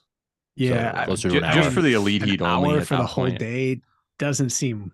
I don't know. I'd rather not see it. Same. I want it clean. That's all. I just want it clean. It is what it want is. So I People was to just bringing just the point. compete with no advantage one way or the other. You run your heat and you sit and watch. It's Yeah. like running the grid after everyone else runs the bigger footprint later. It's like, Yeah. For Anyway. sure. back-to-back Bracken. I'm gonna take double S's here. Samantha Faddis and Shannon Payne. Nice. I already took Wopat. I believe that they're either on either side of her or the next 2 available people behind her. So I'm kind of just taking this chase pack here. That's someone's going to break through out of that. They put Yeah, up good times, and I believe they're both capable of faster. Samantha's in heat 1. She did get in So- heat 1. Oh, she did. Yeah, She's 30, 30. 35-34. So Yeah, that's she- good. she's a little, so that's going to help her out, I think. Yeah. And And then Samantha, Shannon will lead the yeah. heat 2, which is also a really good thing. yeah. Yeah, sometimes it's like you'd almost rather be at the front of the other heat so you don't get dragged along a little bit too fast in the early stages to try to remain in contact. So it might be a good ground for her, for Shannon to be in. Yeah, I guess I don't know Shannon personally. I don't know if she'd rather lead or chase, but there's nothing wrong with running for the win. I'm up. Give me Julia Ashley here. A Soccer woman player. with 2 first names. I'm all about that. Yeah, that Yeah. sounds just like an Instagram handle. But yeah, I'm down with the 2 first names. She has high upside, right? Jack, Rich and Ryan. Yeah. where she is just has like very untapped. She's only done one of these races, I believe. Yeah. And was able to qualify for Worlds off of that. I don't know if she's pushed too many chips in terms of her training into this, but she has probably the most untapped potential of most people in the field, but definitely of the remainder. Yeah, she was like on the junior national soccer team for the US, like really high level. So ton of potential. Yeah. Nice. Maybe not. What Maybe she's. I What thought position that- did she play? Yeah, we like should midfield. Yeah. But I that thought Kelly that Schweikart goalie pedigree. yeah, exactly. I thought that she was in the second heat that she qualified for this in. So the fact that she did that out of the slow heat at a local True. race, because I remember Rich, you and I were going back and forth, like just ask. I was like, do you think that this, like, clearly a lot of talent, but hasn't really earned her spot? I don't want to kick out some people who have done 3-4 races this year and just for potential. So for her to have qualified from the slow heat and still make it, I think that speaks a lot. Yeah. All right. I'm looking at this now. Nicole's time was 16th, not top 10. Oh, okay. Ladies got fast. I'm this going to be year. there. She's Yeah. gonna be there though. I'm not I'm driving. gonna Wild have some card. fast times this No, year. I'm not taking her wild card. Yeah, I'm taking her in right now instead. No. That's a good call. Yeah. All right. I've got to go with Glenn Race. Ah, come on, dude. Bracken wanted him. I know that. But yeah, I was Glenn's- absolutely going to pick him. Yeah. Well, once again, you didn't. But Glenn, yeah, he's kind of just always been up there. Never really talked about it as one of the front runners, but just delivers. And last year he had a rough day in Deca Mile. He didn't end up running DEKAFIT, which was a little surprising. But yeah, I think he ran like 31:40, 31:41 earlier this year. And last year he had some battles with Anas and Chris Woolley as well. Just he's a really good racer, despite being in his early 40s. I like his odds. I agree. He's got that dog in him, that smiling dog. Yeah. The old guard. BK likes Mhm. that. Love it. Love it. Gotta love to see that out there still. Jack, you have Yep. one more female One more pick. competitor. Gotta go woman. Let's go Laurie Winkleman. Nice. I think that she ran stronger mile last year. She wasn't in fit for the elite field. But she did. How did she do in Hyrox Chicago? I thought I saw her at the venue. I don't. Okay. know. Regardless, She's definitely in she's Dallas, been too. Yeah. She's very experienced in DECA. She's thrown her hat in the ring in a lot of hybrid events, and I don't know, just she's probably the best athlete, especially with PR. She's gone sub 36. So Yeah, why she's leave her on the board? She was 112 in Dallas, or I'm sorry, in Chicago. Okay. I thought she was somewhere similar to that in Hyrox. But yeah, she has, yeah, in 111. Yeah, she ran 112 the past 2 weeks, past 2 weeks or so. So, but yeah, I mean, she has race experience. She's been doing a lot of the DEKAFIT events, so I like it. Am I up? Yeah. You're up. I'm taking Jack Bauer. Oh, I threw you Alphonse. I left you for you. You won't even leave me as the last pick. Come on. You don't get yourself as the freaking wild card. You can't wait till wild card. This is ridiculous. I had to pick a woman right there. I couldn't pick myself. I let out that scoff because you didn't take yourself over Glenn. That's what I was upset about. I wasn't going to take Glenn. And I would have allowed you as a woman's pick. But now, because you screwed this up, okay. I'm taking you. I just didn't want Bracken to get Glenn. I didn't think you guys would be jerks about this. Go ahead, Rich. Jerks. I was not taking myself to get myself like in the freaking wild card round. That's crazy. There have been 29 picks. I'm taking Jack Bauer. He's ready to rock. He's coming back. Broke his knee. No problem. Intentionally. He's going to be a beast on the machines. He knows how to do this thing. Second championship race. He's going to know what's up. Gave me the business in Hyrox. He's fit. I've got a plan. I think it's going to go better than last year because I'm not sick at the moment till I see Rich. Not yet. Wait till don't let Kent near you. I'm going to see you with all sorts of poop on my shoe. Yeah. Sneezing. And I'll be like, oh, you stayed with Kent, didn't you? So yeah. Yeah, I think realistically I'm pretty confident right now, which is surprising. I just didn't expect my running to be where it's at. It's not great by any means, but like seeing what Bracken just did in his 5-miler and having a pretty good race in Chicago and just putting in some good work on the machines while doing this whole cross training, I think it's going to add up pretty nicely. And you were making really good progress in that 3K series too, in terms of like a competitor, like just seeing people and just going after it, not worrying about who's what, where. Yeah. Not caring about the start line anymore. Sticking your nose in it and just racing. You're fit to do that. May 29th happened, but yeah, we're past that.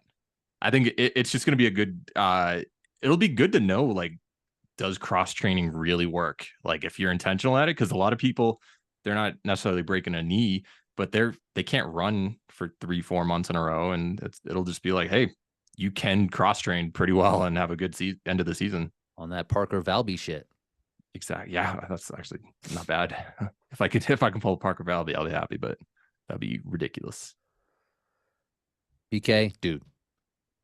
Well, I think Jack's gonna suck. let me like chime in. You just had a good Hyrox. It's gonna suck now. It's over. Texas is hot. I never lived there for 5 years. You're right. A lot of sun. Yeah. He's gonna be wearing too many clothes. Actually, I've got my my Texas A&M shirt on right now. So, well, then I take it all back. All right, there's just 2 men that I believe deserve to be drafted. There are 3: John Howard, Aaron Nolan, and Mark Polzin. All need to be drafted, but I can only take 2 of them. And so I actually don't know Aaron's age.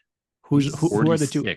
46. Him and Mark is younger. In the 43, maybe. I think Glenn and Mark are 43. John Howard is definitely in his 30s.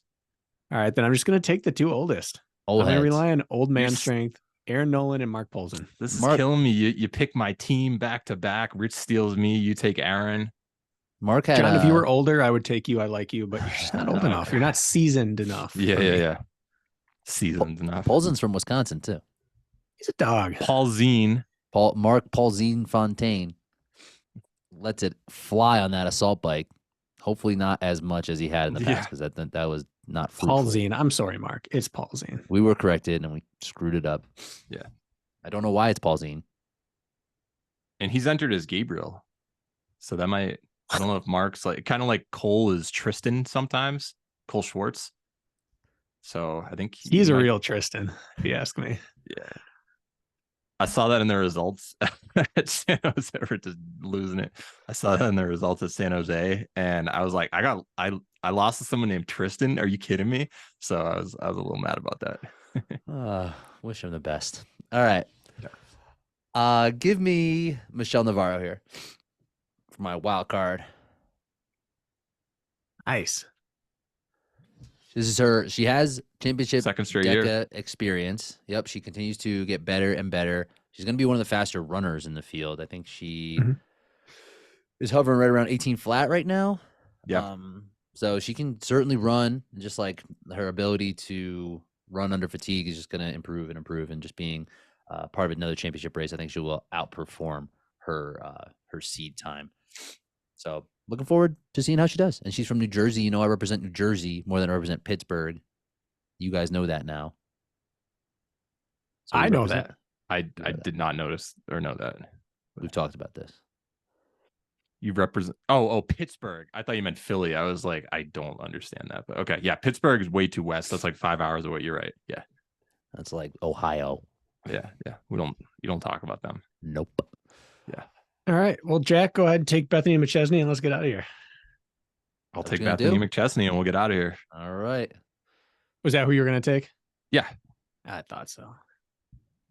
Yeah, I mean, you got to have some international representation on my team. I can't pick some international athletes. So I have the most official world championship. Yep. Is that our token white girl? Well, and Isaac is also Canadian. Yeah, living in the U.S. now, but yeah, I have the most international athletes on my team. Wow, I guess that's true. VJ's won races in Mexico, so that counts. Alphonse is like actually international, so like that counts way more. Is that like how Hawaii was our best international venue when we picked it? Can't argue against it.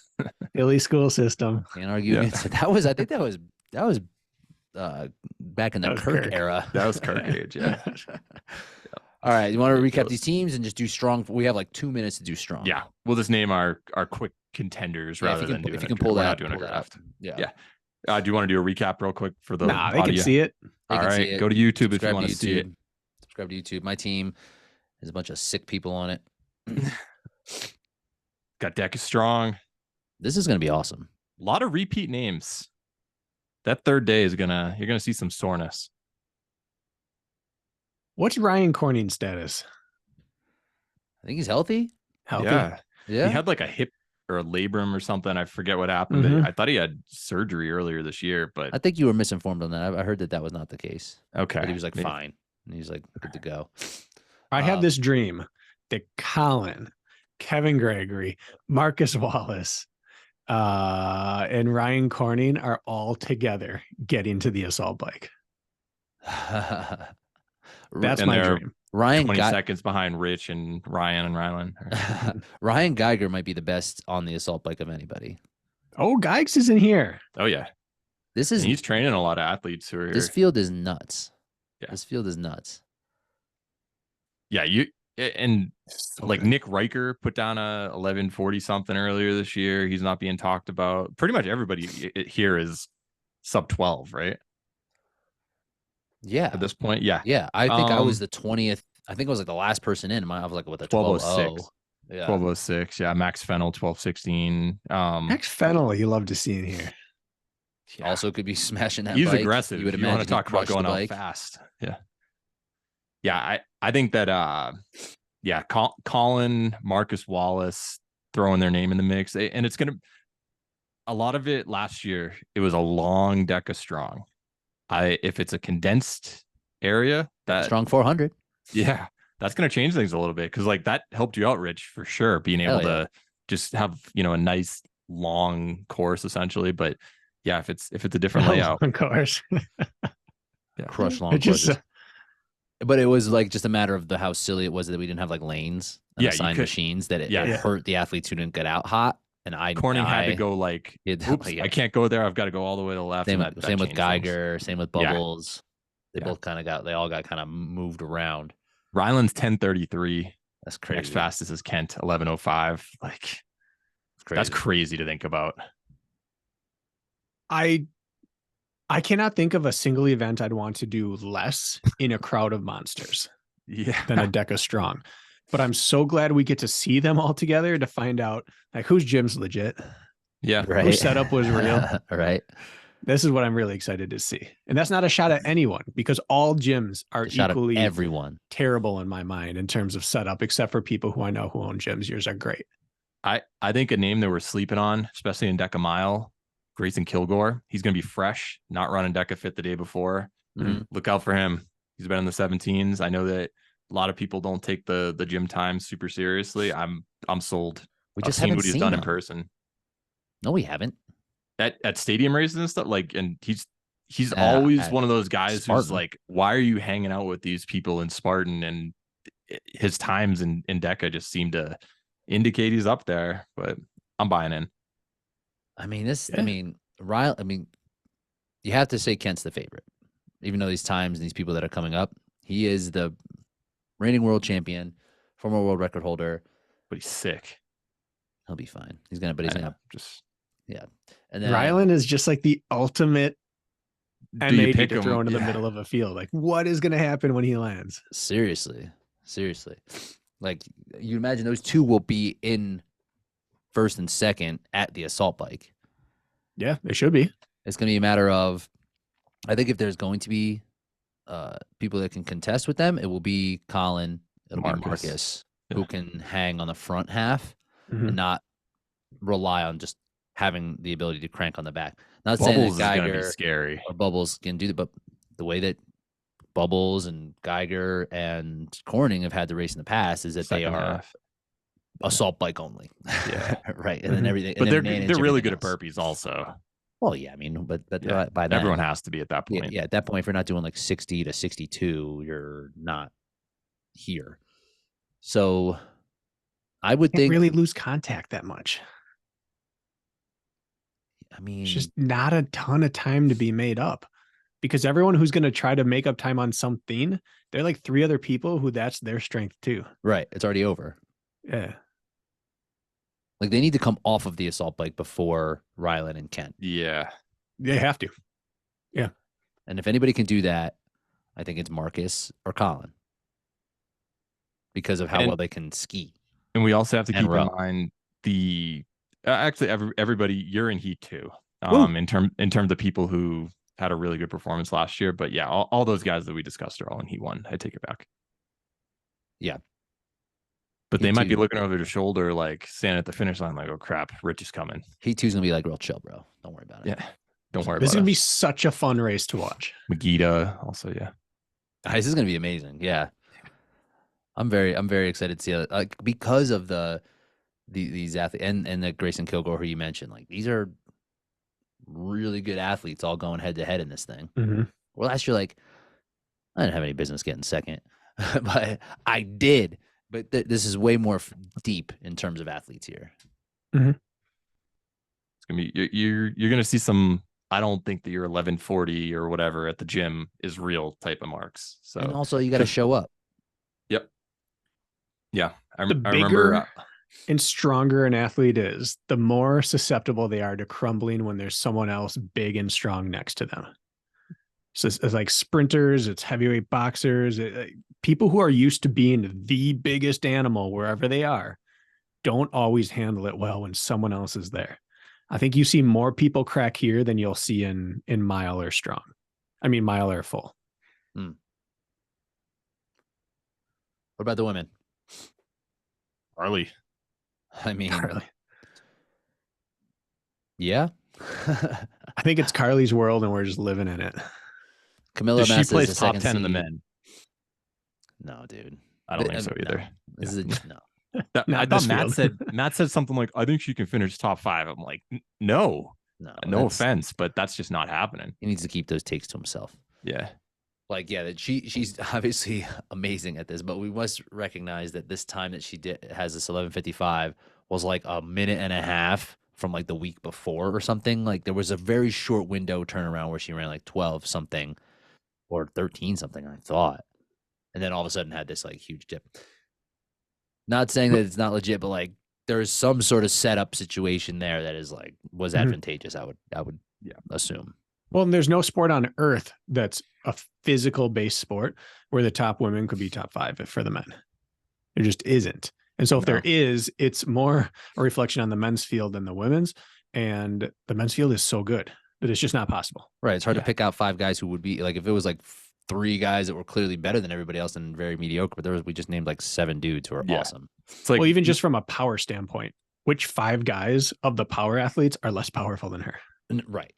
It's just not a thing. If you look at like Megan Jacoby, she's ranked in the mid to high 20s for DEKAFIT, Deca Mile, Hyrox compared to like the fastest men's side. That's just how it kind of is. So it's a phenomenal accomplishment. She's got like a 40-second lead over second place or so. We'll see how it goes, but I don't think top 5 overall is realistic at all. Tara was the champion last year, and when going into this race, we were talking a lot more about Jack, remind me the name of the woman who was on Proven and the CrossFit. Oh, Taylor Williamson. Taylor Williamson. That was like very I much thought she was going to decimate everybody. Same. And nope, the experience that Tara has and that engine that she had built for the event led her to a world record and a world championship. So if Tara comes with that same heat that she brought last year, she could also take that W. Camilla's in the second seed again. Yep. We're going to want to see her take down some of the best. And this could be another opportunity to do that. For sure, I like seeing new names. 6:13:04. Yeah, I'm impressed that she has that high of a seed. What are you impressed by, BK? Not impressed. I like the fact that we have different names in here. Just like on the men's side, suddenly there are athletes who you wouldn't pick out in an OCR field who would suddenly be a top 5 contender here. We have that on the other side, like Raquel, for example. We just have people in here, Carly. Typically, if they're good at OCR, they're going to be pretty good at hybrid. And if they're really good at hybrid, they probably were pretty like top 10, top 5 OCR athletes always. There's just so much crossover between the two. Strong is not necessarily the case.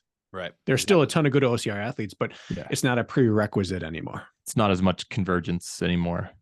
That's why it's fun to split a little bit. Yeah, it's fun to talk about this as opposed to mile. Mile might be a little redundant still. Mile is redundant. Yeah. Who do you have in the mile? Quick 3 picks. We'll show it for like 20 seconds. 20 seconds. I think Camilla might take it. Camilla's a good one. Not a bad pick. Camilla, Tara. I mean, Vivian has the record. Lauren Griffith. Vivian's got the record. So I'll go Vivian, Camilla, Lauren Griffith. That's what I'm going with. Or sorry, Tara. Tara in third. Yeah. I overlooked that. Yeah. We'll have Rylan and Kent going to battle again. We'll have another Colin and Marcus in there as well. I think they're both in the first heat. Yeah. Don't sleep on the second heat on that one. Magida, you, Kevin Gregory, Alphonse. Like you've got some names in that one. Is Dylan? Did Dylan make it? No, he didn't. Jared Newby, is he second heat? Jarrett is ranked first heat, 1809. Ooh, yeah, big boys. Yeah. After he's gonna win the ruck division. Did Geiger make the first heat then? Geiger did. Okay. 10. 1816, then 1830 for Magida in 11. So yeah, it's gonna be a stacked field. Don't sleep on that heat too. Don't sleep on that 160-meter run really shrinks for the runners and really hits bigger for the strength athletes in that mile. It's crazy how that distance, no one's happy at it. The runners are like, I need more running. And the strength athletes are like, I thought 160 would be fine. Right. Dying. Yeah. I like it. I like that 160. I like that time domain. I haven't had a chance to really run one of these in a long freaking time. Like, and whenever I did, it's altitude. Not fun. Fit Fokker is like on wood chips, a little uphill, raining every time. Don't sleep on heat too. It's gonna be good. OCR report. Check out the content. Also, I'm gonna put up the prediction contest tonight on yancycamp.com and got a message from the Shiz who does a bunch of those cool card graphics. You got one last year, Rich. He's gonna give them out to the winners. So check out Shiz Graphics. That's his, or Doc Graphics. That's his Instagram page. He's got some really cool stuff out there. This episode was gone way too long. All right. Too long. Nice job, squad. We'll talk to you later.